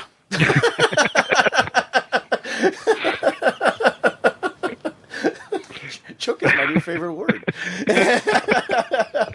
Okay. I may teach it to the kids tomorrow at school. It might be our vocabulary word this week. If you teach it, you got to put the motion. I've got to ease into the chunk. I've got to teach them to respect the chunk. Every time they hear that word, they got to scream real loud. That's right. That might be our spelling bonus word this week. Chunk. Chunk? Yeah. Okay. It's CHUNK, right? Chunk? Yeah. Yeah. You were trying to think of a different spelling. I could see the wheels turning. You're like, but no, I can't think of anything that makes sense in the moment, so I'm going to say yes. Because you paused there. I saw you looking and thinking right there. You're like, I'm going to try to come up with a different spelling. You know me way too much, right? You should have seen it. He was like sitting there. He hesitated. You see the wheels turning. He's like, I can't think of anything that makes sense in the moment, so I'm just going to say yes because I can't think of something else. You were just going to dispute me for the sake of disputing me. Busted. Busted, yeah. See, I was thinking maybe I could get away with like a chunk. CHUNGKE. Chunk. Kind of like, kind of sound to it. But, I'm like, nah. But that isn't how you said it. I know. That's what right. I'm like. Yeah. I'm trying to remember exactly. Did I say it that way? Or, dang it, I should have. It was one of those things where I would have thought of. I would have, but oh well. Because you didn't think I was going to take it this far. No, I didn't. Dude, half the stuff that ends up being things are stuff that are just like, out of nowhere. Now, how cool, though, was it? The final takedown of Fallout was a combination of beatdown, but also classic Flash reasoning. Yeah. He does the boron, shaft in him, which starts draining him of his energy. And he's like, hey, I can finish you off or I can take you back. But here's the deal. I give you my word. You won't be tortured anymore. I'll make sure that doesn't happen. And it's that cool, just that honest and openness of the Flash that, kind of allows him to make this deal with this villain. Had it been anybody else, maybe Superman could have pulled off making the deal of giving his promise, but definitely like someone like Batman, no. Green Arrow, no. Even though Green Arrow is known and liked, but he's not the Flash. He's not Superman. These are heroes who their word is their bond. And you know that if he gives you your word that you're not going to be tortured when you go back, you know everything's going to be safe. And just further emotional thing, when he's in the cemetery, you see him with his family, visiting the graves of his family. And you just know, like, oh, this is just a moment. And it's one of those things where, it kind of, you get a little emotional reading it. You're like, yeah, these are some cool emotional, tug at the heartstrings type comic book moments. I love the moments with him at Iron Heights where Tina McGee is there and, it's really Wally's making sure by bringing in his own people that this is handled properly. It's out of the warden's hands at this point. He's made sure that there's checks and balances in place to hopefully prevent any of this from happening. I really liked that. Yeah, and the warden's still getting the same benefit he got last time, where Fallout is powering Iron Heights Prison. They're still absorbing his energy, they're still using it to power the prison, but they're not doing it in a manner that's painful to Fallout.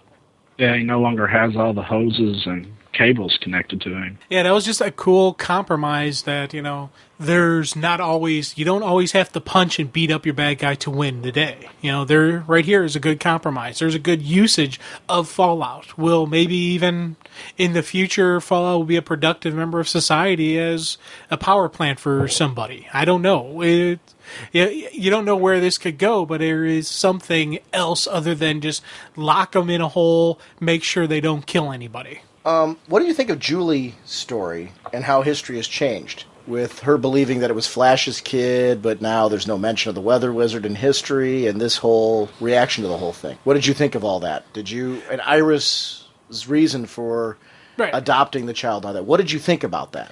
It was one of those moments where I thought it was once again a cool story, but I didn't have a strong connection to what they were saying because I didn't know any of the back stuff. I didn't know any of the stuff with Iris. I recognized that, yeah, this is kind of a neat thing. I liked, when Wally got there and you see that emotional reaction with him and Aunt Iris, but it wasn't something that, really had me going, oh, wow, this is a cool thing. I like this. It was an event. It was something. And in my mind, I know it was probably something significant, and longtime readers saying, oh, this is one of the great sequences of this, story. This is just a pivotal moment. It was a really cool thing. I didn't get that out of that. Not because of poor writing. I recognize that it is a moment, but there is no emotional attachment. Because there's no historical moment. Yeah, there's no historical with me. Okay. Mike, did you have that same reaction, or what was your... Yeah, I was just kind of looking back over that, and it's talking about it, looking at how it's saying that he was destined to become a great hero. I was just kind of looking back over that and wondering, has that played out any, or is that just something that they kind of set up for the future, or... Well, she was saying that because this child's history has changed, she doesn't know what's in the plans for this kid. Yeah. That was his previous history before, and everything's changed for this kid. Yeah. So, the mother was supposed to have survived. This was supposed to play out very differently. So she was saying that this kid actually, for her, is almost a symbol that the future is unwritten. Not certain. Yeah. And we see the kid again later on in Rogue's Revenge. Right. So that's an interesting thing what happens there with the kid. Right. I did pick that up, Sean. Did you end up grabbing it? I got they had issue 1 and 3, so I'm going to may have to head to Nashville and try to find the second one. But yeah, I did pick up 1 and 3. I did read the first issue, so... And there's elements of this, and just, I will say, Jeff Johns' run in general, that are a prelude to Rogue's Revenge. Rogue's Revenge is very much a sequel to Jeff Johns' run on The Flash in general. You don't need to have read, because you didn't read, Jim, you read Rogue's Revenge before this, right? Yeah.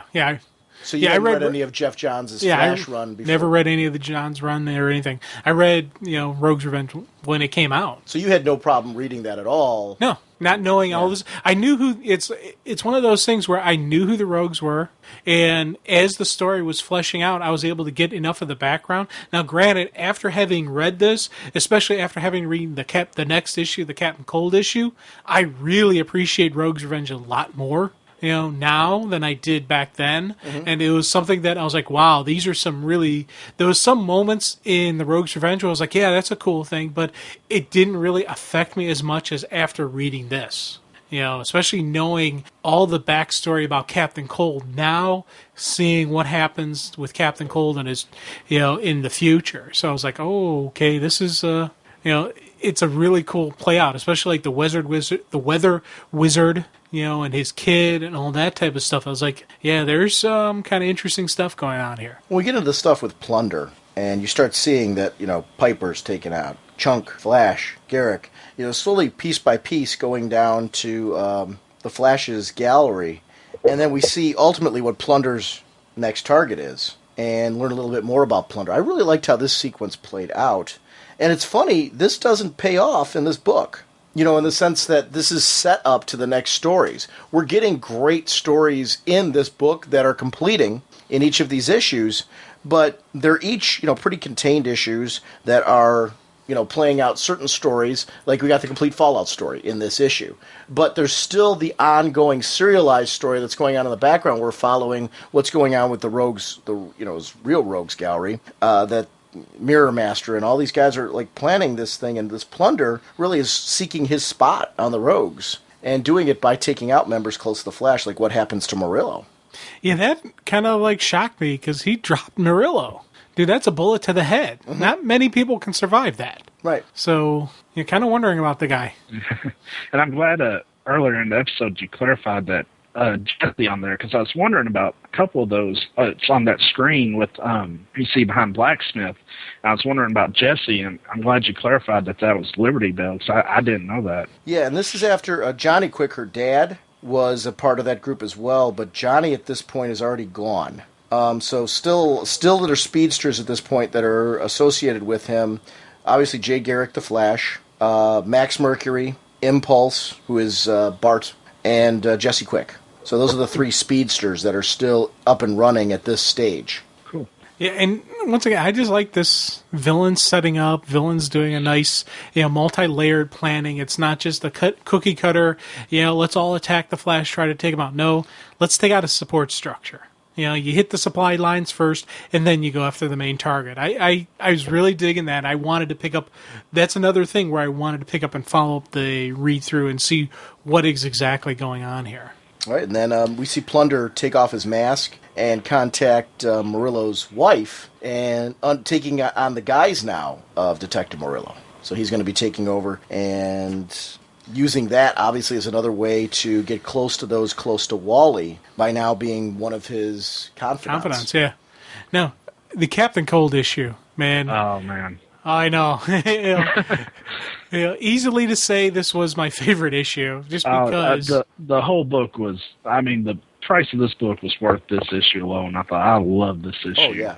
Oh god, yeah. This was one of those things. I was like, man, because I like my villains complicated. I like them multi-layered, and this is that's Captain Cold. There is so much to this guy that I was like, and as I said, I so much appreciated Rogue's Revenge after reading this. Well, this is Rogue's Revenge issue 0. Right. And this lets you know exactly who these guys are, what's going on, what's the mindset. And, I just, you think about it. Yeah, he steals, he vandalizes, and he even kills, but he does have a code. I kill when it's kill or be killed. And if I'm after good old-fashioned vengeance, payback, eye for an eye. Today is payback day. Today I'm on the hunt. Today I'm a murderer. I just that was just a great way to open up and just pull you in right from the beginning, let you know, yes, this is a rogue, yes, this is a killer, but there's a little bit more to him. And I just love the sequencing as he's tearing through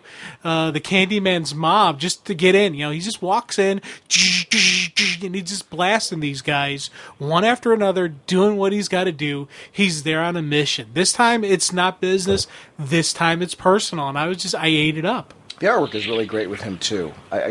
He constantly, throughout this series, I love the Scott Collins version of Captain Cold. There's something about him, he looks like a very strong, very determined man. Yeah.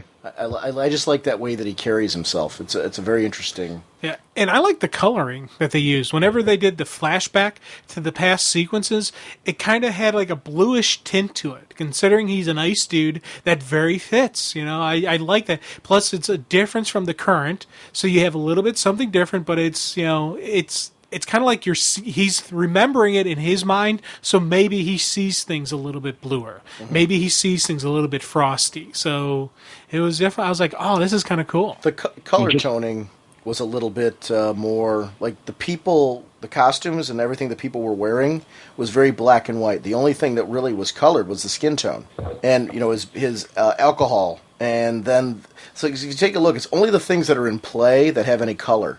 The whiskey has a color to it. The stick the club that he was beating them with, those things have color, but everything else in the background and the foreground and what they're wearing is all black and white, like a flashback sequence would have. Yeah. It was very, very well done. I really liked the choice of coloring on this particular issue. It isn't until we see then the other person that has color is the one of hope. That would be the grandfather. If you take a look, he's the only one. His ice truck is blue. His shirt is blue. Going back to your blue reference at that point, that's a color that means something to him. It's something he respects. It's something that means safety to him. It's something that means power to him. Because that grandfather comes in, he's a very powerful man in the sense that there's this guy, his father, who is a very powerful giant who's beating on them both. And the grandfather is like a source of strength and hope for him. More strength, I think, than anything else. But it shows how much those were like his fondest childhood memories. And almost like all the color disappears when the grandfather dies. You see that there's nobody has color again. There's nobody that stands out like his grandfather did. It's real interesting, the distinction. The color tricks that they used for this one they're good choices. It was an interesting little sequence because it's a powerful sequence. And like I said, I can't recommend this volume enough. If you read Rogue's Revenge and really enjoyed it, you should go back and read this because this is very much Rogue's Revenge issue 0 because of the events of Captain Cold in Rogue's Revenge. So, cool stuff. And as we're jumping back and forth, past, present, I did like seeing, as I said, him just like tearing through the villains. And when he was first there, I didn't realize exactly what he was doing. I kind of thought he said he was after someone named Chilbane, and he was looking for that. I was like thinking, okay, is this a pride thing? There can only be one Captain Cold. Then I was like, nah, there's something more here. He wouldn't just go through all this, and I'm like, what is going on here? And it was one of those things. You're in the middle of the mystery, and you're like, okay, what's going on? And plus, I liked how he questioned the one guy. He freezes his arm, shatters it, still won't talk. Okay, let me go to your foot. Freezes the foot. He's a rogue. He's a villain. He's going to do this stuff, but in a way, I'm kind of justifying it. I'm kind of saying, yeah, I understand why he did it, and I don't have much of an issue with it. It's such a weird duality that you can accept this type of unacceptable behavior from an interesting character. We know it's wrong. We know it's bad. We shouldn't be rooting for the bad guy, but we still are. And especially as this goes on later, you really start to root for the bad guy. Find out his whole motivation of going after him, yeah. Yeah, and it's great how they play it out, where you start to see what it is, because we start seeing the stuff with his sister. We start seeing, okay, there's, he had this other ray of light, this other ray of hope, and with his sister. And, it was funny, because as he's sitting there talking... Sense of purpose. Yeah. But the sequencing when he leaves his sister alone with his abusive father, his grandfather's dead, there's no more protector. So his father's beating on him, and he even says, he's like, I was hoping maybe he would stop with not me around, but even he knew that was a lie. He knew he was leaving his sister in harm's way, and people really don't change. Yeah. I was hoping Dad would change, but people really don't change. And I just wanted, it was one of those moments where I just want to reach in and shake the guy and say, dude, stop. You can't leave her with that. And he even says he'd like to take her with him, but where he's going, he can't bring her. And I'm like, then don't go there. Go do something positive. Get her out of that house. Get a job. Be a responsible person. And it's, as I'm talking to this character that's not real and in paper, and it's his past version, I know this is futile voice, but it was one of those things where you see just that... there is, like, in a way, there was at one point in time a good person that you could have reached.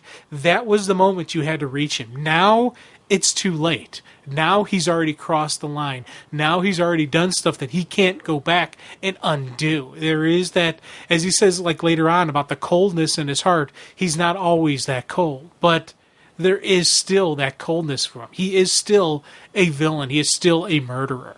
The coloring stands out here again, that blue. The blue's in his coat. The blue's in the glasses when he sees them. These are important objects to him. We see the first items that will lead to his gun, and that blueprint is in blue. It's the only colors that are showing up in these flashbacks, again, are ones that are important to him, that are identifiable to him. Even when we get to the Flash is another important, the whole background's black and white. The Flash has his normal colors, so does the Golden Glider when she comes in. But everything else in the background is very much flashback, very black and white movie-ish, showing that these are, again, flashback sequences to his past. He's focusing on the important details. Now, the Golden Glider stuff, did all this backstory that they're showing, did this ever play out in an actual Flash comic in the Flash run? Golden Glider, yes. Everything that we're seeing here did, or only parts of it? Golden Glider was definitely teamed up with him. Okay.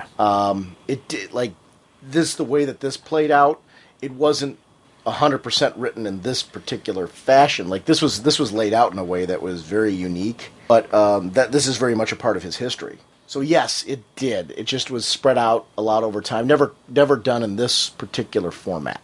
Am I making sense? Yeah, that makes sense. Because that was something else I was wondering. Because I wanted to pick up other issues, and I'm like, well, did this play out? How did this go? And you'd have to go back really far to see all of this. Okay. The way it was laid out here was very much a modernization of his origin. Okay. And a clarification of it. Not that there was anything contradictory in the past, but it was really kind of laying it out like, hey, this is, if you really want to get to know him, this is what you want to get to know. Yeah. Now, and the other thing I thought was kind of really cool was you see her, when when they're sitting there in the bar talking in the flashback about why she wanted to become the Golden Glider. She wanted to be like her brother. She wanted to get out of that situation because really bad things was happening to her in there. She was in a very nasty environment. And even later on, when we see her tearing through one meaningless encounter after another, just the cheap affairs that she was having, those are all classic signs of abuse and rape victims. They sit there and they don't think they're worth anything. They think it's, they're not, worthy of love and relationship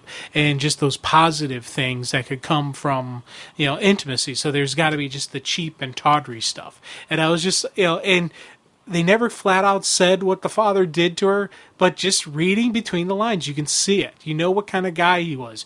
When he left her in that situation, you see the aftermath effect of her, that she's looking for that strong male role model, that was never in her life. Even though it seems like she's looking for the contentment that Captain Cold seems to have. This is her brother who's been through what she's been through. So she's looking, again, you said looking for that love. She's looking for that family member. Like, she and her brother never had an issue. So this is the one family member she can look back to and say, we always, he understands what I went through. I understand what he went through. And we have, that common connection between the two of us. And we never had an issue with each other. So it's, again, she's seeking for that love and that contentment. She's seeking for the brother to be kind of that, I don't want to say father figure, but just to be that... to be a family member that she can have a positive connection with. And it's interesting that she changes her whole life to be more like him, to have that positive connection, for them to share something in common that is a purpose outside of being beaten. And outside of the pain. Something, it may be negative, but it's something positive between them that's not the ugliness that they had before. And I was... it's just they even turned good at one point. And that was kind of a cool thing. And they tried to reform, and that's once again probably Flash's influence, right? To reform them, but it falls apart because there's no solid base for for them. It's it's a bad environment they grew up in. It's hard to to turn around a bad environment. It can be done. But it is a struggle, and it is a fight, and they broke down, and she started just, one chilblain after another. And when he finally describes her death, that for me was just something just really just, it struck a nerve with me. He's like, unfortunately, one of Lisa's boys was smarter than she thought. This chilblain turned her, and he killed her. He killed my sister. And just the way the lettering changes, the way the accent around all of that, it's no longer kind of, action, showing showing him. It was just very simple, very subtle, very just passionate. In a way, as I'm reading this, I can hear the ice shattering, just that plain ice feel. That it just, I could hear the pain. I could hear the anger, and I could hear the rage. And it was at that point I really wanted this chilblain to die. I mean, I was like, you know what? These people who've just had, just this nasty, rough life. Yeah, they're bad people, but you still, I was feeling for them. And I really wanted to see that guy die. And then when you finally see chilblain, he's kind of standing there all smug, kind of hidden behind Candyman, but he's kind of got that, ha, ha, ha, you can't touch me type attitude. I'm just looking at him saying, oh, God, please turn him over. Please, I gotta see this. I gotta see this dude go down hard. And, I'm not disappointed. But once again, it is about the code, though. You think about it, the villain. And I like how, Candyman did turn over chilblain. Because he's sitting there saying, you always say you're so tough. Prove it. He's like, it's okay. Here's the deal. You get chilblain, you leave my house. You leave my family alone. And Cold's like, cool. I just want him. Just him and me, you leave us alone. And I ate that whole sequence up because it's, is there honor among thieves? Well, not really, but you pick the path of least resistance. This is going to cost, only thing this would cost the Candyman is possibly his one flunky, his one henchman, who's really, I don't think, doing anything. You think about it, the guy faked his death. He's in hiding, so he's not going out and being active and being aggressive. So right here, he's just some extra muscle around that Candyman isn't using. So, hey, if Candyman's able to kill Captain Cold, cool. he's now in the active roster. If not, dead weight's gone. It's a win-win situation. I like that part where, when he's saying, or Candyman's saying that Chillblain's always saying he's the best and proving, just that look on Blaine's face. He's like, what? And that was very cool. Just seeing that look on his face, knowing that, he's probably not going to come out of this. Oh, yeah. And even when they start the fighting, the false bravado, he's throwing out the snappy one-liners, and Cold's like, yeah, I tried that before, kid. It's time to go down. And it was just, you're seeing the veteran versus the rookie. You're seeing the hardened killer versus the wannabe killer. This is, definitely the old guard, who, kicks someone's butt. After they're done, that's when you talk smack, as compared to the young hotshot who has to, beef up his own ego, pump up himself, saying, hey, look at me, how cool I am. I got a slick costume. I'm witty. Yeah, I'm, Chillblain. Ooh. No, that doesn't cut it. You either got to know how to knuckle up or you get dropped. And I just ate that up between these two. Probably the coolest moment, too, there, the biggest mistake he made was calling the sister a tramp. Because you have to wonder whether or not he would have won if he hadn't. Because that moment was like the motivation, the rage that built up inside him. Because anger and rage and all that will give adrenaline. And the second he called the sister that, you see him grit his teeth. You see him start to build up some strength. He uses that energy for that one last lash out to then take advantage of him. And it gave him the opportunity to get his gun ready to do what he did to Chillblain. But that's the funny thing, too. When I say get his gun ready, he had that in that time when he threw him through that glass, he had enough time to sit there and say to himself, I'm going to fix this guy, but good. Yeah. And change the beam on his gun to that wide beam, so he just got the outside of his skin, kept him warm on the inside, because he wanted him to feel everything. He wanted him to, and what he does to him is, as you said, he freezes himself, throws him off the side of the building. Now, most people would accept that, having the guy fall down, I don't know, 6, 7, 8 floors to go splat on the sidewalk.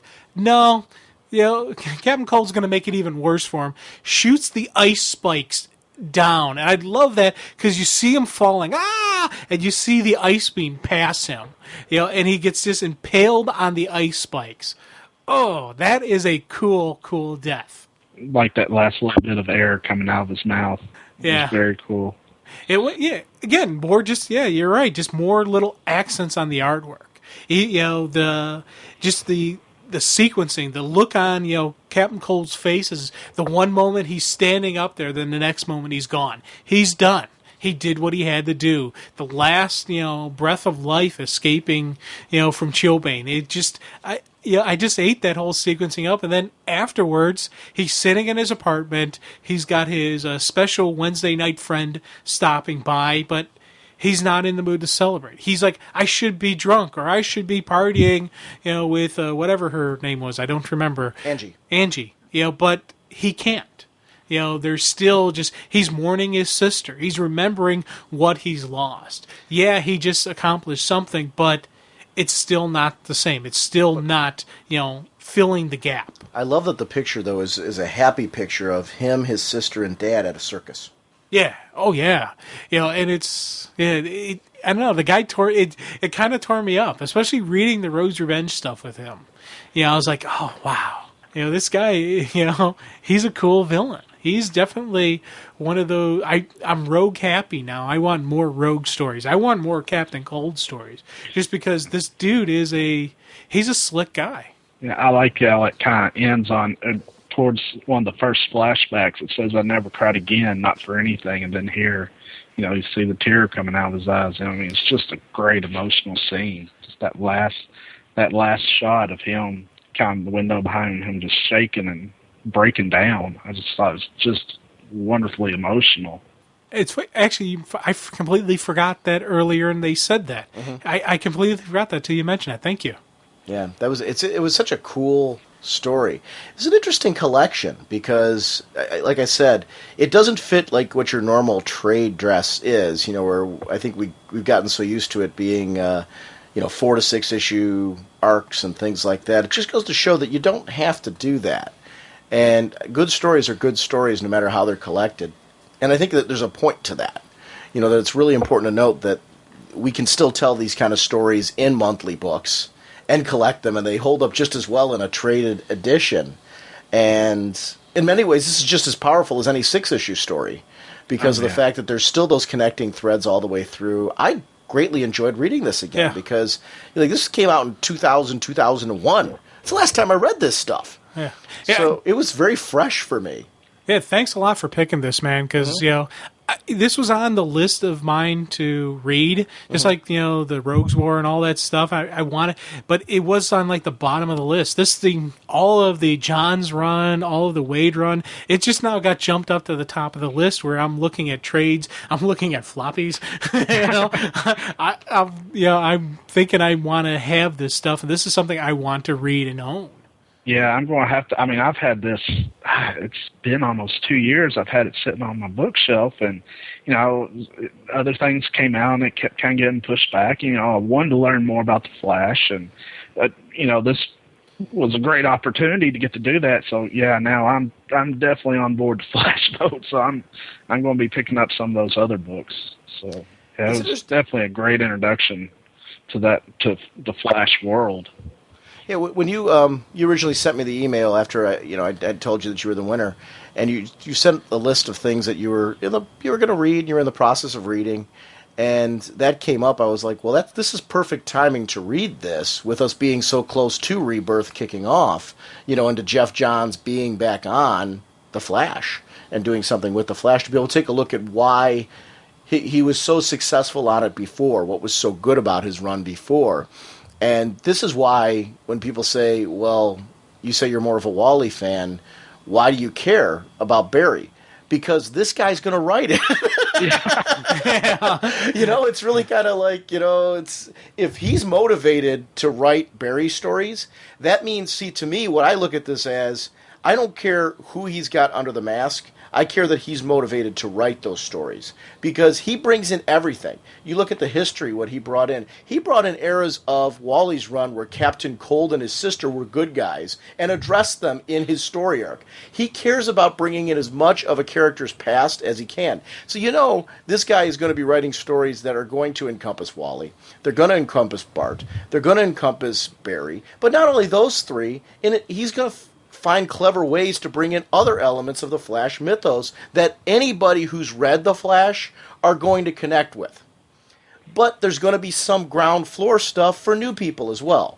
So he's good at doing that. Like, you guys both have never read any of this stuff before. You haven't read... Mike has a very limited exposure to what Jeff has done with the Flash. You have no exposure to what Jeff has done with the Flash, and yet both of you found a lot of enjoyment in this. I read all this stuff. I was rereading it again, and it's been so long since I've read it. This was a pure joy for me. It's just proof that a good writer that's telling a good story can write something for everybody, whatever their experience is with a character.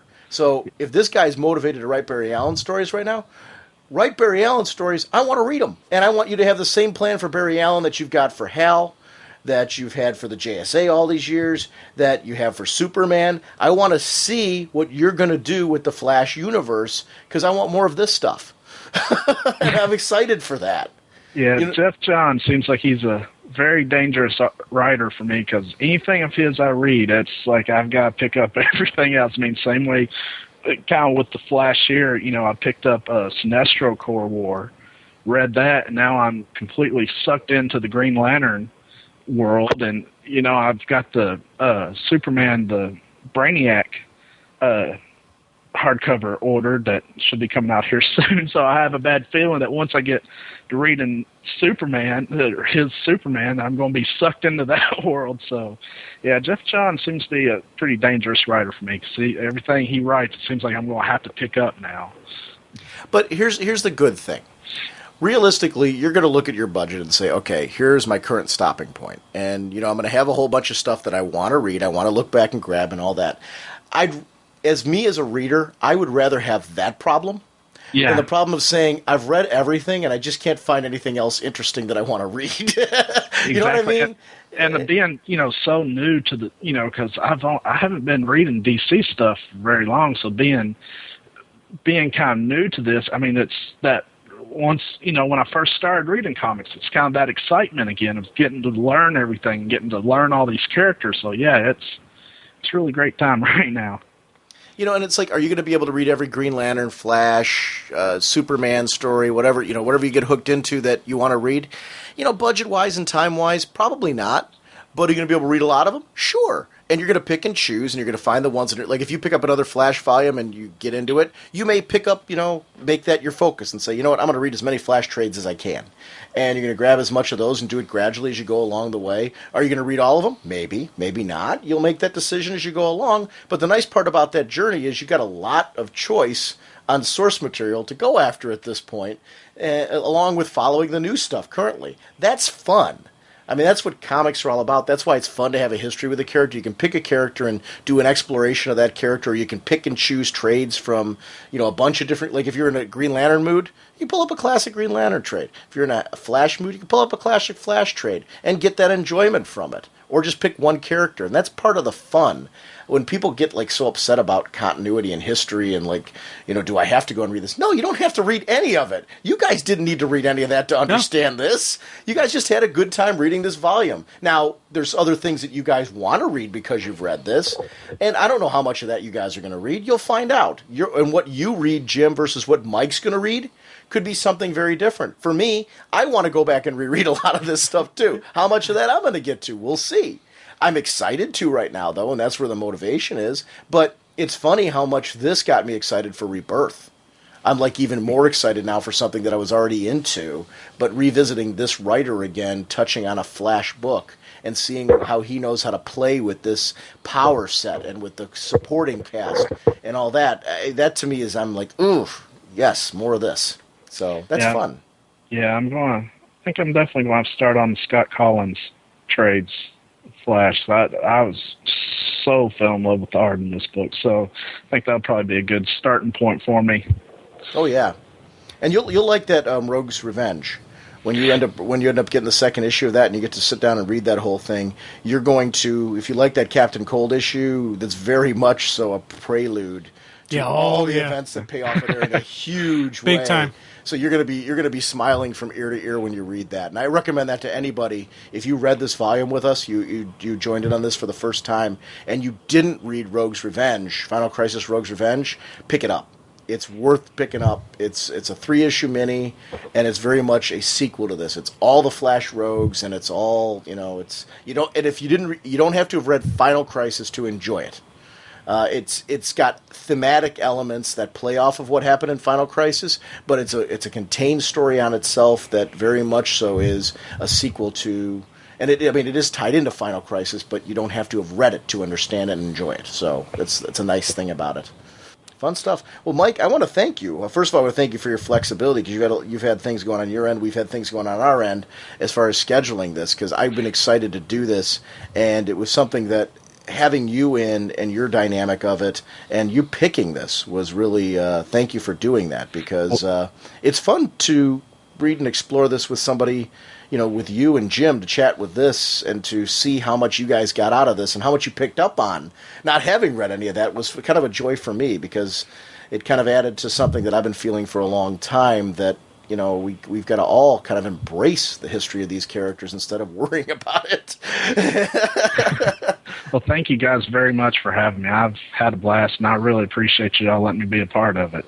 No, well, thank you and seriously, I want to echo again, the stuff you sent in with Where's What Not Now and things like that, that's stuff where you took time to do stuff like that. It's stuff that I've genuinely found hysterical. And during the course of the week, when Jim and I talk about this all the time, there's a lot of work that goes into what we do with the show. And I'm not saying that in any way pulling out a violin or anything. It's quite the opposite. We love doing the show. But there's little things like that when somebody will send an email. We're fortunate enough that we have a lot of listeners that'll do stuff like that. But the fact that you would send those in, there's days where I honestly, not just from the show, but from work and things like that, where I was having a bad day or something like that, I'd pull up and open one of those, and I didn't know what the heck you were doing. I'd open up Jebediah, whatnot, no, and then probably my favorite one was the Wham! That was really funny. What-ish? Yeah. The Bridgeman sequences were good. Yeah, they were good as well. So thank you for doing little things like that. No, I have a blast doing those. So, I mean, thank y'all for letting me do them. Yeah. I have friends of mine who aren't comic fans that don't listen to the show. And I will say, listen, I don't care if you listen to the show or not. Just go look at this stuff because it's really funny. And well, so hopefully I hope I can get. I've been slacking a little bit here lately with school and everything, but hope that may have to take a day or two here sometime and get some new ones put together for you. Well, honestly, they are appreciated because the ones that you, and even if you never did another one, the ones that you've done so far, they will always stay up there because they make me smile from ear to ear. They're really, really funny. I really appreciate your sense of humor and just the way you've kind of like, you'll pull something out from the show that I'm like, how did he go with that? It's funny. Yeah, I know. Well, thank y'all very much for letting me do them. Okay, well, we genuinely appreciate you, so thanks for doing this again. No problem. Thank you all again for having me.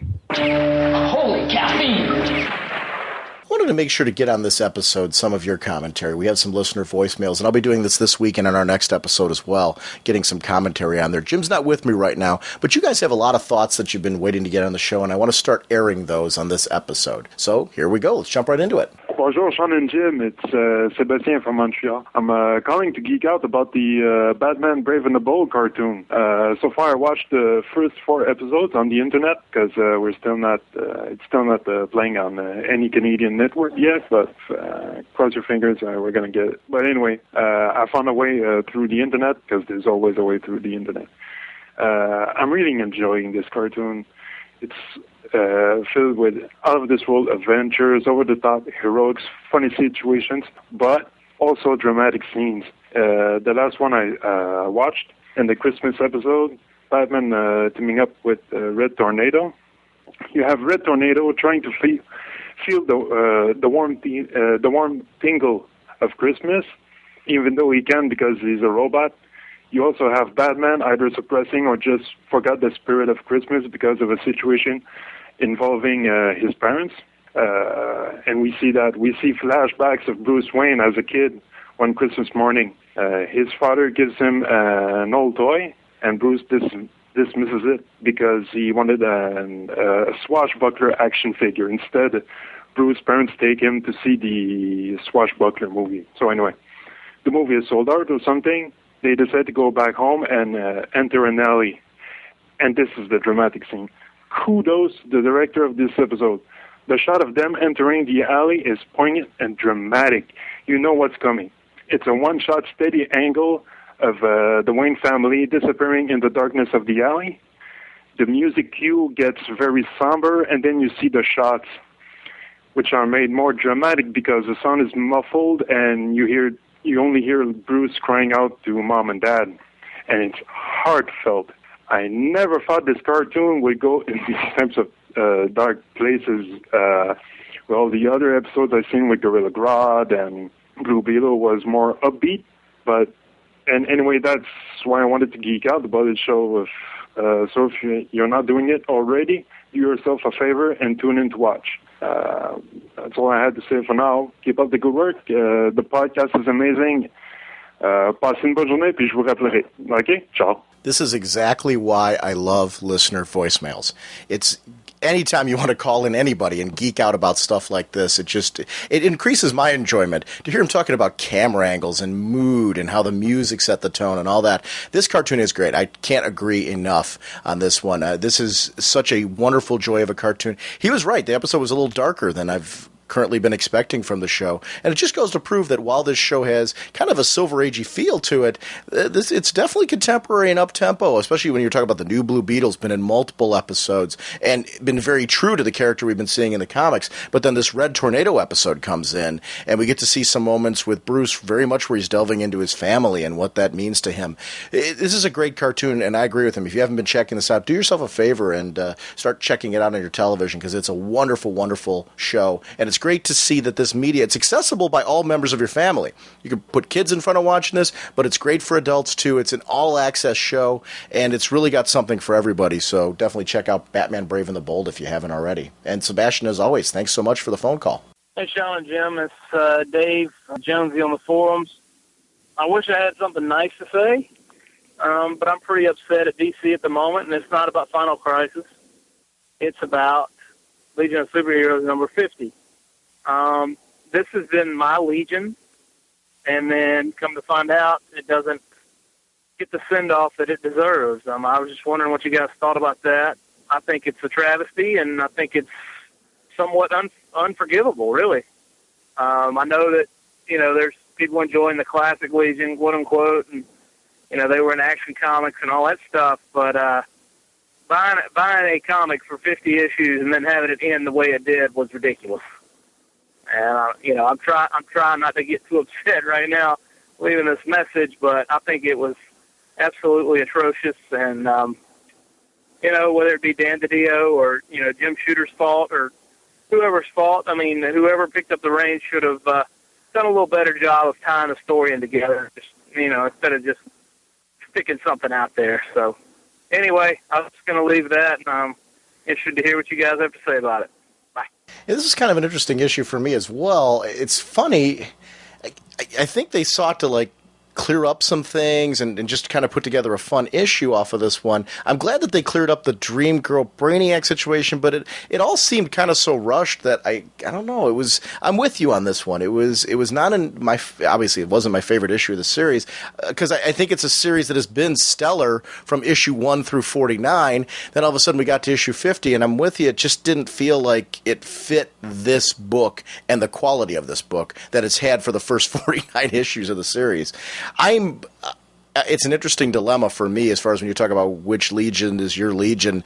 I've read multiple Legions all the way through, so there's things I clearly like about the classic Legion, but this Legion I've read for all 49 issues. It's actually the first Legion run where I've been on board right straight on through, and it was really, and I do think that's a testament to the classic characters as well, because I think those foundations for Mark Waid when he was going through this, I know he's a huge Legion fan, Mark Waid really tried to bring that classic into this series and make it very today, and it worked. It worked really well, and Jim Shooter's run has been great all the way through. I don't know what happened on this episode. I know that Dan DiDio mentioned at one of the cons that the writer, it's a pseudonym for the writer's name, and I think the writer just wasn't, I don't know if the writer wasn't comfortable with putting their real name on his book or what really happened at this point. It just wasn't, I agree with you, it wasn't a great issue for the Legion, and it's sad because I think this Legion does deserve a great ending. My only hope is, with what's going on in Legion of Three Worlds, I'm hoping that this Legion is going to be a part of the resolution and that we're going to see members of this Legion continue on. I'm hoping it's not as simple as we're going back to the classic Legion, we're going back to this era Legion, whatever. I want to see something that honors various eras of Legion, so there's something for every Legion fan. I don't know what that's going to look like. It's going to be interesting. We're seeing all of them together right now in Legion of Three Worlds, so I'm curious to see what is going to come out of this and how it's going to go. So while I agree with you about this issue, I'm hopeful that we get a resolution in Legion of Three Worlds that will be more satisfying for all of us. It wasn't, I agree with you, a very satisfying resolution. It's cool to see some ending with Dream Girl and Brainiac, though, and I will say that was something that I liked seeing a resolution to, but it was not a great issue by any stretch, and I really wish that it would have been. So that's kind of my take on that issue as well. It wasn't something I'm not as angry as you were about it, but I'm disappointed. It wasn't really just a great issue for me. So I get that. Hey, Sean and Jim, it's Nathaniel from Comic-Con. I just wanted to thank you for doing the recording on Saturday at the New York Comic Con, and it was a lot of fun. I'll talk to you later. Bye. Nathaniel, it was absolutely a pleasure to have you on the show again. You are our New York Comic Con MVP. It isn't the New York Comic Con unless you and your dad stop by the table. We had a great time chatting with you. So thanks a lot, buddy, and always good to hear from you. Feel free to call in any time with some of your views on comics, because we love hearing you on the show. Hey there, Sean and Jim. Don Sanderson, Orlando, Florida. I just listened to the New York Con episode. I guess it's 151. Enjoyed that very much, and just a lot of great content. Thanks for sharing that. I am planning on being at the MegaCon in Orlando at the end of the month, and I definitely want to swing by and see Ian and Brent and Brandon and say hello, and that'll be fun. Wanted to comment on the Brave and the Bold cartoon, which I've been enjoying. Saw a really great episode the other day featuring the Atom and Aquaman. The story was a little preposterous, And I don't know if you guys agree with me, but they seem to make Aquaman in this cartoon appear to be a real tool. He's just a conceited, overbearing oaf, which I'm not too crazy about. But overall, I'm enjoying the cartoon and just enjoying all the books that I read. Thanks for clearing me up on my last comment concerning you're not really wanting to evaluate any of the content, and I get that. It makes perfect sense. And it's interesting, Sean, that you noted that I'm reading mostly individual books, which is truly the case. The Black Canary and Green Arrow book, and the JSA, and the JLA, and the Teen Titans, and what the heck else am I reading? Secret Six. Kind of space in here. The Flash, the Green Lantern. You are quite the detective yourself, Mr. Sean. So anyway, looking forward to the next part of the New York Con and hearing what else is coming out of the DCU. And great segment with Nathan and Mike. Man, what a sharp young man that guy is. And it was good to hear his dad give some insight into marketing and rights releases on comics and all. I really enjoyed that segment probably the most since I haven't been reading the Superman or Batman titles. I'm only superficially getting any storylines from what's been happening in RIP or whatever as it pertains to JLA or, same with Batman being out in space or whatever. I don't even know what's going on in Superman. I kind of think it's crazy that they're taking some of the main characters of the DCU out of their books for a while, but who am I to judge? Anyway, you guys take care. Hope you had a great time at the con. I'm sure you're home by now. And thanks for everything you do. Take care. Yeah, the Brave and the Bold take on Aquaman, you're right, is kind of interesting because all of the other characters have been very true. And this was kind of the first of this. Aquaman is very much, is a very strong ego to him in the way he carries himself. He's like, I am Aquaman. He's got that kind of thing going on. There's a character in Black Adder, for any of you that have seen Black Adder, Lord Flashheart. And for anybody that's seen this, Aquaman is very Lord Flashheart to me in Brave and the Bold. It's not to say that I don't like it, but I agree very much with what Don's saying, is you see him have heroic moments. You see moments where you're like, okay, I get why he's a hero and all that, but there are these moments where he's very full of himself, and that's what you get out of there.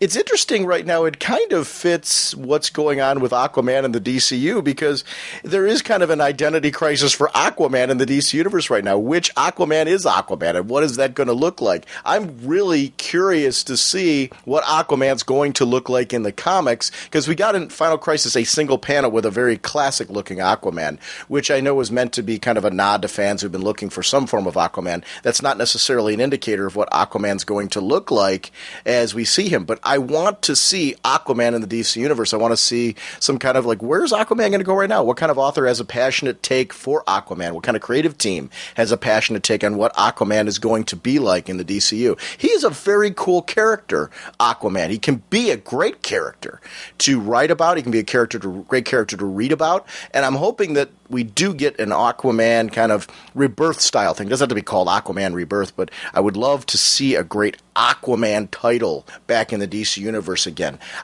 I'm okay with the fact that he's on the shelf right now until somebody has a passionate take that they want to do with him, though. That Peter David run, to me, is one of them that it still sticks out in my head as being great Aquaman storytelling. It's not to say that it's the only great Aquaman storytelling that I've read. There's been stuff afterwards that I really enjoyed as well, but that, to me, was kind of the landmark where I first started to realize how neat and cool that character can really be, and I would like to see something that gives me that kind of emotional attachment to Aquaman again. So I'm glad you brought that up. The interesting thing when you talk about Superman, it's not so much Superman's not leaving his universe.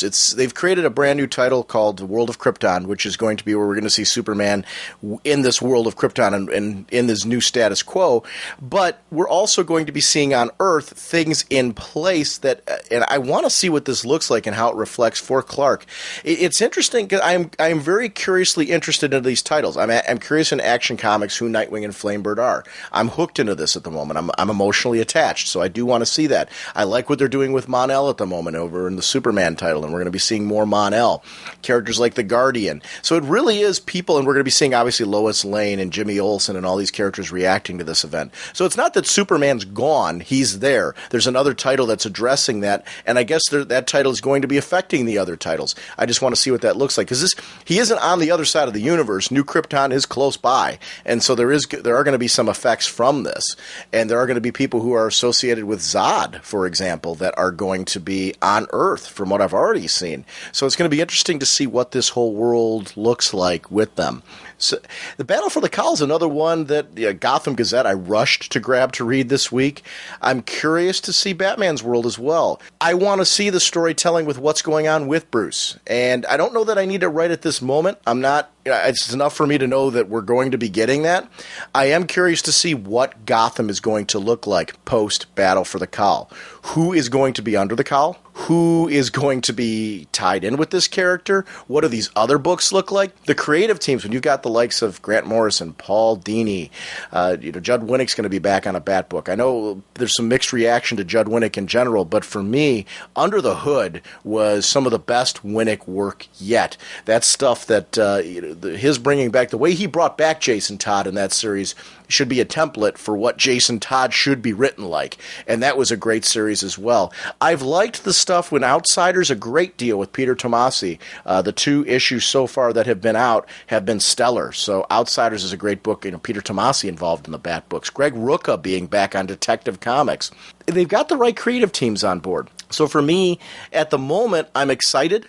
We still haven't heard all kinds of announcements yet on who's going to be on the other books yet. I'm curious to see what this all looks like when it's done. In the Bat books right now, everything is being driven very much by the fact of how Bruce has affected his city in general when he's been present, what he brings to the table. So now without him present, everyone around him, his supporting cast from the police to the citizens to Robin to Nightwing, all these characters have to react to that and decide what is the best course of action to fill that slot.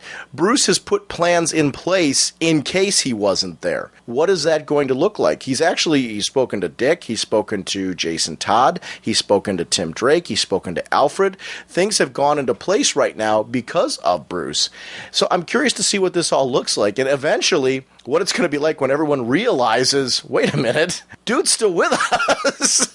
So it's intriguing for me at the moment. And like I said, the creative teams that are on board are really what's getting me excited about this. So I think it's going to be a fun ride. I think it's going to be a really fun ride. So those 2 characters are ones that I'm not really worried about at the moment. I'm enjoying what's going on, so I can't argue with that. It was interesting to hear you talk about the books that you're reading right now and how they do seem to be titles that don't have a lot of crossing over going on at the moment, and that they were books like that. I think that just goes to show that, and I'm a firm believer in this, that as comic fans, we can take a look at our budgets and our time, and we can customize our reading experience to give us the best possible reading experience with the best amount of variety that we're looking for. If you're a Batman fan, you can read all of the Bat titles, and that could be your reading library for the month. But on the other hand, if you want a taste for a lot of different flavors in the DC Universe, you can do what you're doing, Don, and you're getting a lot of different things what make the DC Universe cool. So you've got a ton of variety in what you're reading at the time, and that obviously is a selection of books that seem to fit your time and your budget that you're looking for in comics. So I was glad you shared that, because I think that's really important to talk that we don't all have to read the same things. We don't have to all pull the books the same way. We can customize that experience until we find a pull list that gets us excited to read each month. And you seem to have really done that. And I applaud you for that, because it's something that I really want to broadcast on the show, is that we all should do that. Customize until you find that list that every week when you pull your books out and you start looking at them, you want to get excited about them. So thanks for sharing that again. I think that's really, really important. And I agree with you on Nathaniel and his father, Mike. That was a great part of New York Comic Con. It was also very educational for me, because I didn't know a lot of that behind-the-scenes stuff on how that works, and that was one of the joys of New York Comic Con. We have more New York Comic Con segments that will be continuing to be released in the coming weeks. I'm going to be editing them together and putting them out. Some of them are DC Universe related. Some of them are outside of the DC Universe. We'll be putting some of them on the blooper reading. including this episode. I'll be having some of them on there. So hopefully you enjoy these. Anyway, I have a few more listener voicemails. I have another one from Don, which I'm going to save for next week. I also have one from Rick Croxton. And the reason why I didn't air that one is because it really is directed directly at Jim. And I wanted to make sure that Jim was here for it to have his reaction as well. So that'll be on next week's show. Please feel free to continue sending us voicemails. We're going to do more next week. And we love hearing your thoughts on the show about books you're liking, even stuff you're disliking. You know, we had a great one about Legion right now. Just felt very unsatisfied with issue number 50, wanted to rant and rave about it. Please feel free to do that as well. It's, you know, this show is about celebrating comics, celebrating our love for comics. That's a fan who loves the Legion, and I'm hoping, like he is, that we get a very satisfying ending with that Legion and how they're going to play into the DC universe from here on out in Legion of Three Worlds. That's kind of stuff that's fun to rant and rave about and talk about, so we love having you part of the show. Remember, that's 1-440-388-4434 or Dr. Norge on Skype if you want to send us your thoughts, and we love having you part of the show. Can Batman escape? One hint, the worst is yet to come. Next Sunday, we're going to be joined by Fabian Nicieza in a wonderful interview talking about the Battle for the Cowl and his work on that, and also the ending of his run on Robin and his long history, rich history with that character, what it was like growing up a fan of Robin, both Dick Grayson and then straight on through to Tim Drake and what that was like. So that was a wonderful interview that we had with him. We're also going to be talking about some Speeding Bullets, talking about a lot of the current books that have been out. Jim and I have both things that we've just been talking about all week that we really want to get on the show.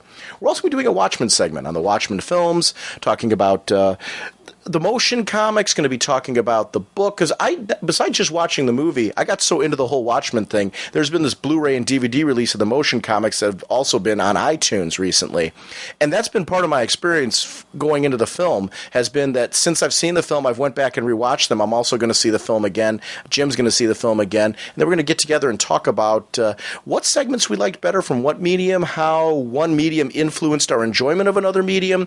We're trying to give you a little bit of a different take on the Watchmen film than probably other podcasts are doing that are doing like straight reviews of the film. Give you something a little special, a little bit different that gives you a different flavor, so you can enjoy those commentary segments and enjoy ours as we give you a little bit of a different flavor and a different take on the approach to talking about the film.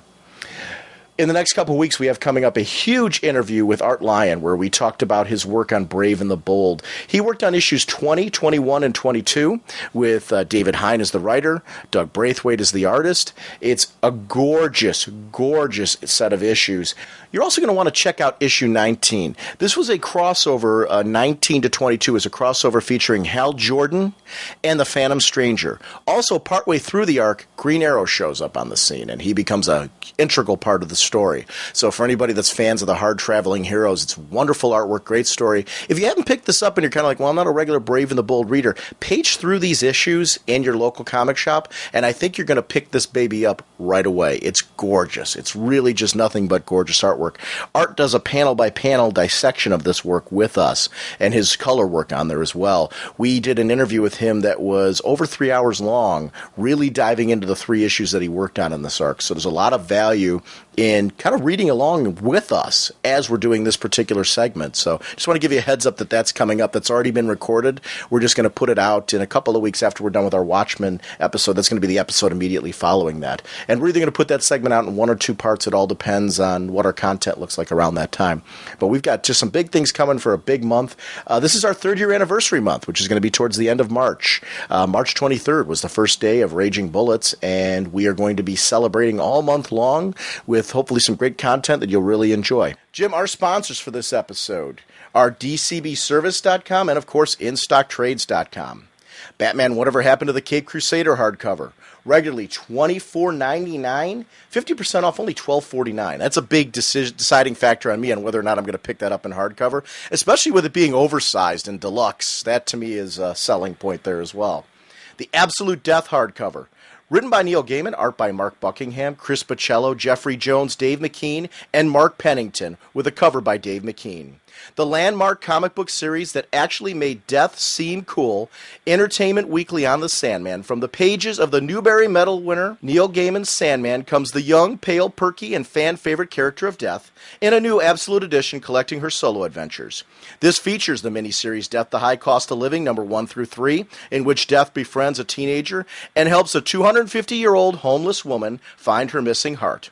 Also included is the Death Time of Your Life 3-issue miniseries featuring the story of a rising star in the music world wrestling with revealing her true sexual orientation, just as her lover is lured into Death's eminent realm. And enjoy a plethora of extras including Death Talks About Life, which was an AIDS pamphlet, stories from the Vertigo Winner's Edge, number 2, The Sandman Endless Nights, the short story The Wheel from the 9/11 tribute book, Sandman 8 and 20, and extras from the Death Gallery one-shot, along with an intro from Amanda Palmer, the lead singer of the hit musical group The Dresden Dolls.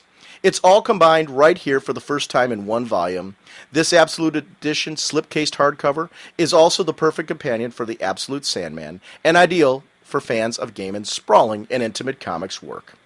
Regularly $99, 50% off only $49.50, and I've got all the Sandman volumes. There's no way I'm not picking up this volume. Yeah, I'm picking this bad boy up. Whatever your shipping preferences, whatever your bag and boarding preferences, DCB Service accommodates your collecting needs.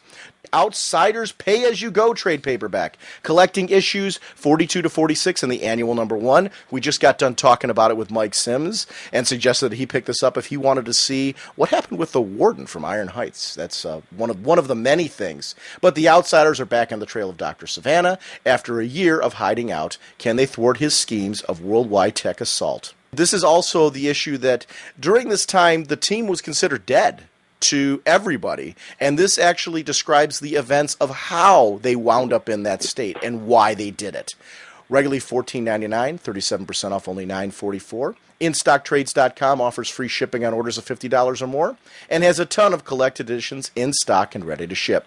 Thank you for supporting us, DCBService.com and InStockTrades.com. Want to remind everyone to help out on that Planet Karen shout-out that we gave in the beginning.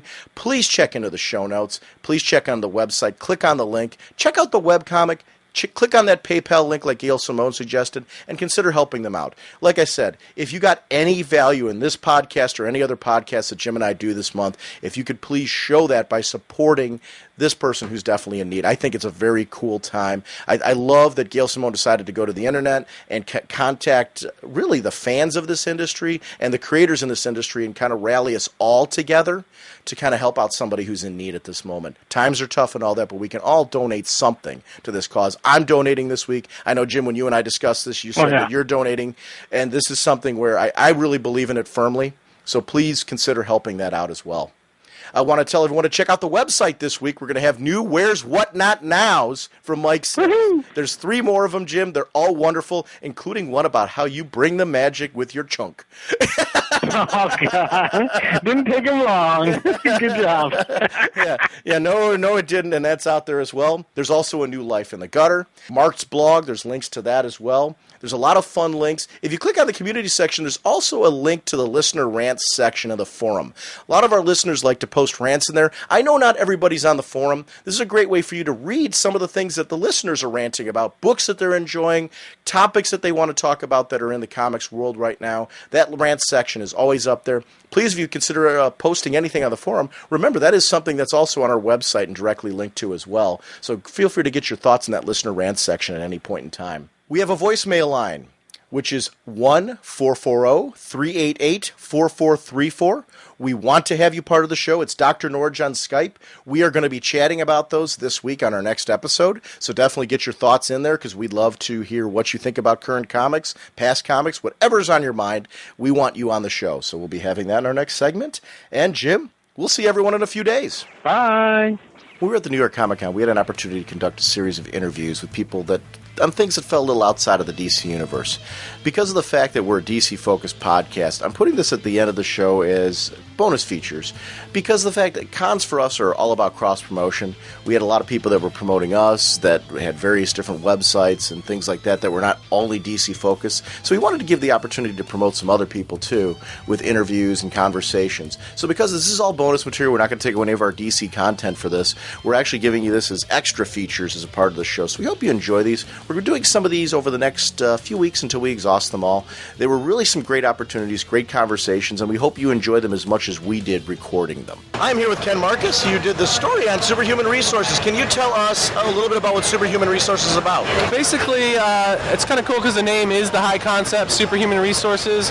It's about the HR department of a superhero team. So it's imagine if Justice League or the Hall of Justice, I mean, they've got to have payroll and reception and IT and shipping and, a head of human resources and hiring. So all the stuff you need to have to make a place of business work. This tells a story of all the people behind the comic panels that keep your heroes kind of up and running. So it's kind of fun. I mean, the big idea is like, what would it be like for normal people to work side by side with like the most dysfunctional coworkers you've ever had, aka superheroes? I was a big fan of books like I think it was called Damage Control. Right. Yeah, where there were books that kind of showed aspects of like the aftermath and things. It's things that, like you said, we don't see on the panel. Right. This sounds like it's right up my alley because it touches on areas like that we've all wondered about that we never get to see. Yeah, people compare a book to Damage Control. Honestly, I thought we were really original. I'm like, I didn't see anything like corporate behind it. No, I'm joking. No, I was like, yeah, it's totally original. They're like, oh, Damage Control. I'm like, no, but it really is like, it's more like the office-y kind of stuff, like accounting and finance. Our main hero's name is Tim, and he's an accounts receivable temp, and so it's really about the accounting. It's kind of cool that over the course of the 4-issue mini, he really saves everyone else. I wrote a line in the end. He says he helps everyone that helps everyone else, and like you need the people to make things work and get all the bills paid and make sure all the expense checks are signed and all that kind of stuff. So it sounds kind of boring, but it's actually kind of funny. So it's really like what if like Justice League had like a mix with The Office, basically, or Dilbert. The art style is real fun. Can you tell me a little bit about the artist? My artist is awesome. His name's Justin Bleep. He's kind of a convention circuit regular. He's very he fits the style great. He's a very, I like to say his complete disregard for anatomy and perspective mirrors my complete disregard for writing fundamentals. But he's like really fun and animated. I think he's kind of like a nice Adult Swim kind of animated style. I was just going to say this looks definitely, it reads like a cartoon when I'm looking through it. I'm a big fan of like Frisky Dingo and Venture Brothers, and I think anyone who likes those kind of shows will like this book. It's sort of had superheroes mixed with that kind of thing. That is very, very cool. Yeah, and when I was doing the Damage Control reference, one of the reasons where it connects would be that when you were saying that it's outside of the normal day-to-day comic life that we're used to, things that you don't normally see on the page. Right, exactly. So this is all about the fun stuff that happens that we don't see, and we have a scene in there with some guys like, what's the deal with the health insurance on all my clones? What happened? Or like trying to get dental coverage, or what happened to my paycheck? It keeps bouncing. But it's really about all the dysfunctional stuff that happens in offices. Like our Greek god Zeus gets caught surfing porn, and like you have to go collect money from Mambato because he's not paying up for the Final Four pool that he entered. So it's all the stuff that happens in an office also happens in the Hall of Justice. Now, besides the account, is there a supporting cast of characters that... We have Helen is our head of HR, and she's sort of the kind of queen bee of the place, and she has all the employee files, so there's a lot of good blackmail material. There's our main receptionist is Zombor. He's a reformed villain. He's kind of like if Solomon Grundy was a receptionist. He's on the evil villain career rehabilitation program, so it's kind of fun. Right there in that page is Roger. He's Tim's supervisor. He's actually also a homicidal maniac trying to destroy Super Crisis International. You can tell just by the look in his face, he's got this maniacal look about him. I don't know how he got a job. Interesting character. It's funny, in issue 3, he wants his name to be changed to Dark Roger because, he makes him change the business card. So it's really all the fun stuff that happens in comics also happens in Superhuman Resources, just kind of using corporate and office kind of like stereotypes and language to do it. I'm a big fan of the television show The Office, and there's certain elements of that in here, as I'm noticing, is with this cast of characters, because there are people of archetypes like just Roger you were talking about. Right. We all work with somebody that we're wondering why they've got a job. Yeah. That's exactly what it is, except you're wondering, like, how did that guy get a job, and B, how did he get superpowers? So it's just all the dumb, banal stuff that happens in your office also happens in Avengers Tower or wherever. So it's a lot of fun, and we've gotten good reviews and good press, and we'll be in stores at the end of February. We're in previews right now, and check us out from Ape Entertainment, Superhuman Resources. And it's a 4-issue miniseries. That's right, and we're all done, so they're all been sent to the printer, they're all been printed, so nothing will go late like a lot of indies. Yeah, very cool. So, now, a question, if this 4-issue miniseries does well, will there be potential room to do a follow-up? We're kind of debating that right now. I mean, obviously with the new Diamond thing, we're like, I don't know. I mean, our numbers are pretty good. We'd be over the threshold, but, you know, we definitely want to see how this plays out and before we start an issue number 2, because, you know, like all comics, it's hard work, and, we want there to be an audience. So, all right. Yeah. Well, I really appreciate you stopping by to chat with us. I appreciate you having us, and, you can stop by Raging Bullets on the forums at comicforums.com. I posted some pages, and I'm all over the place at superhumanresourcescomic.com, apecomics.com, so I'm all over the place, so you can check out our pages. Those websites will be linked in the forum, they will be linked on the website, and they will be linked on Comics Podcast Network. Yay, Raging Bullets, hooray! Yay!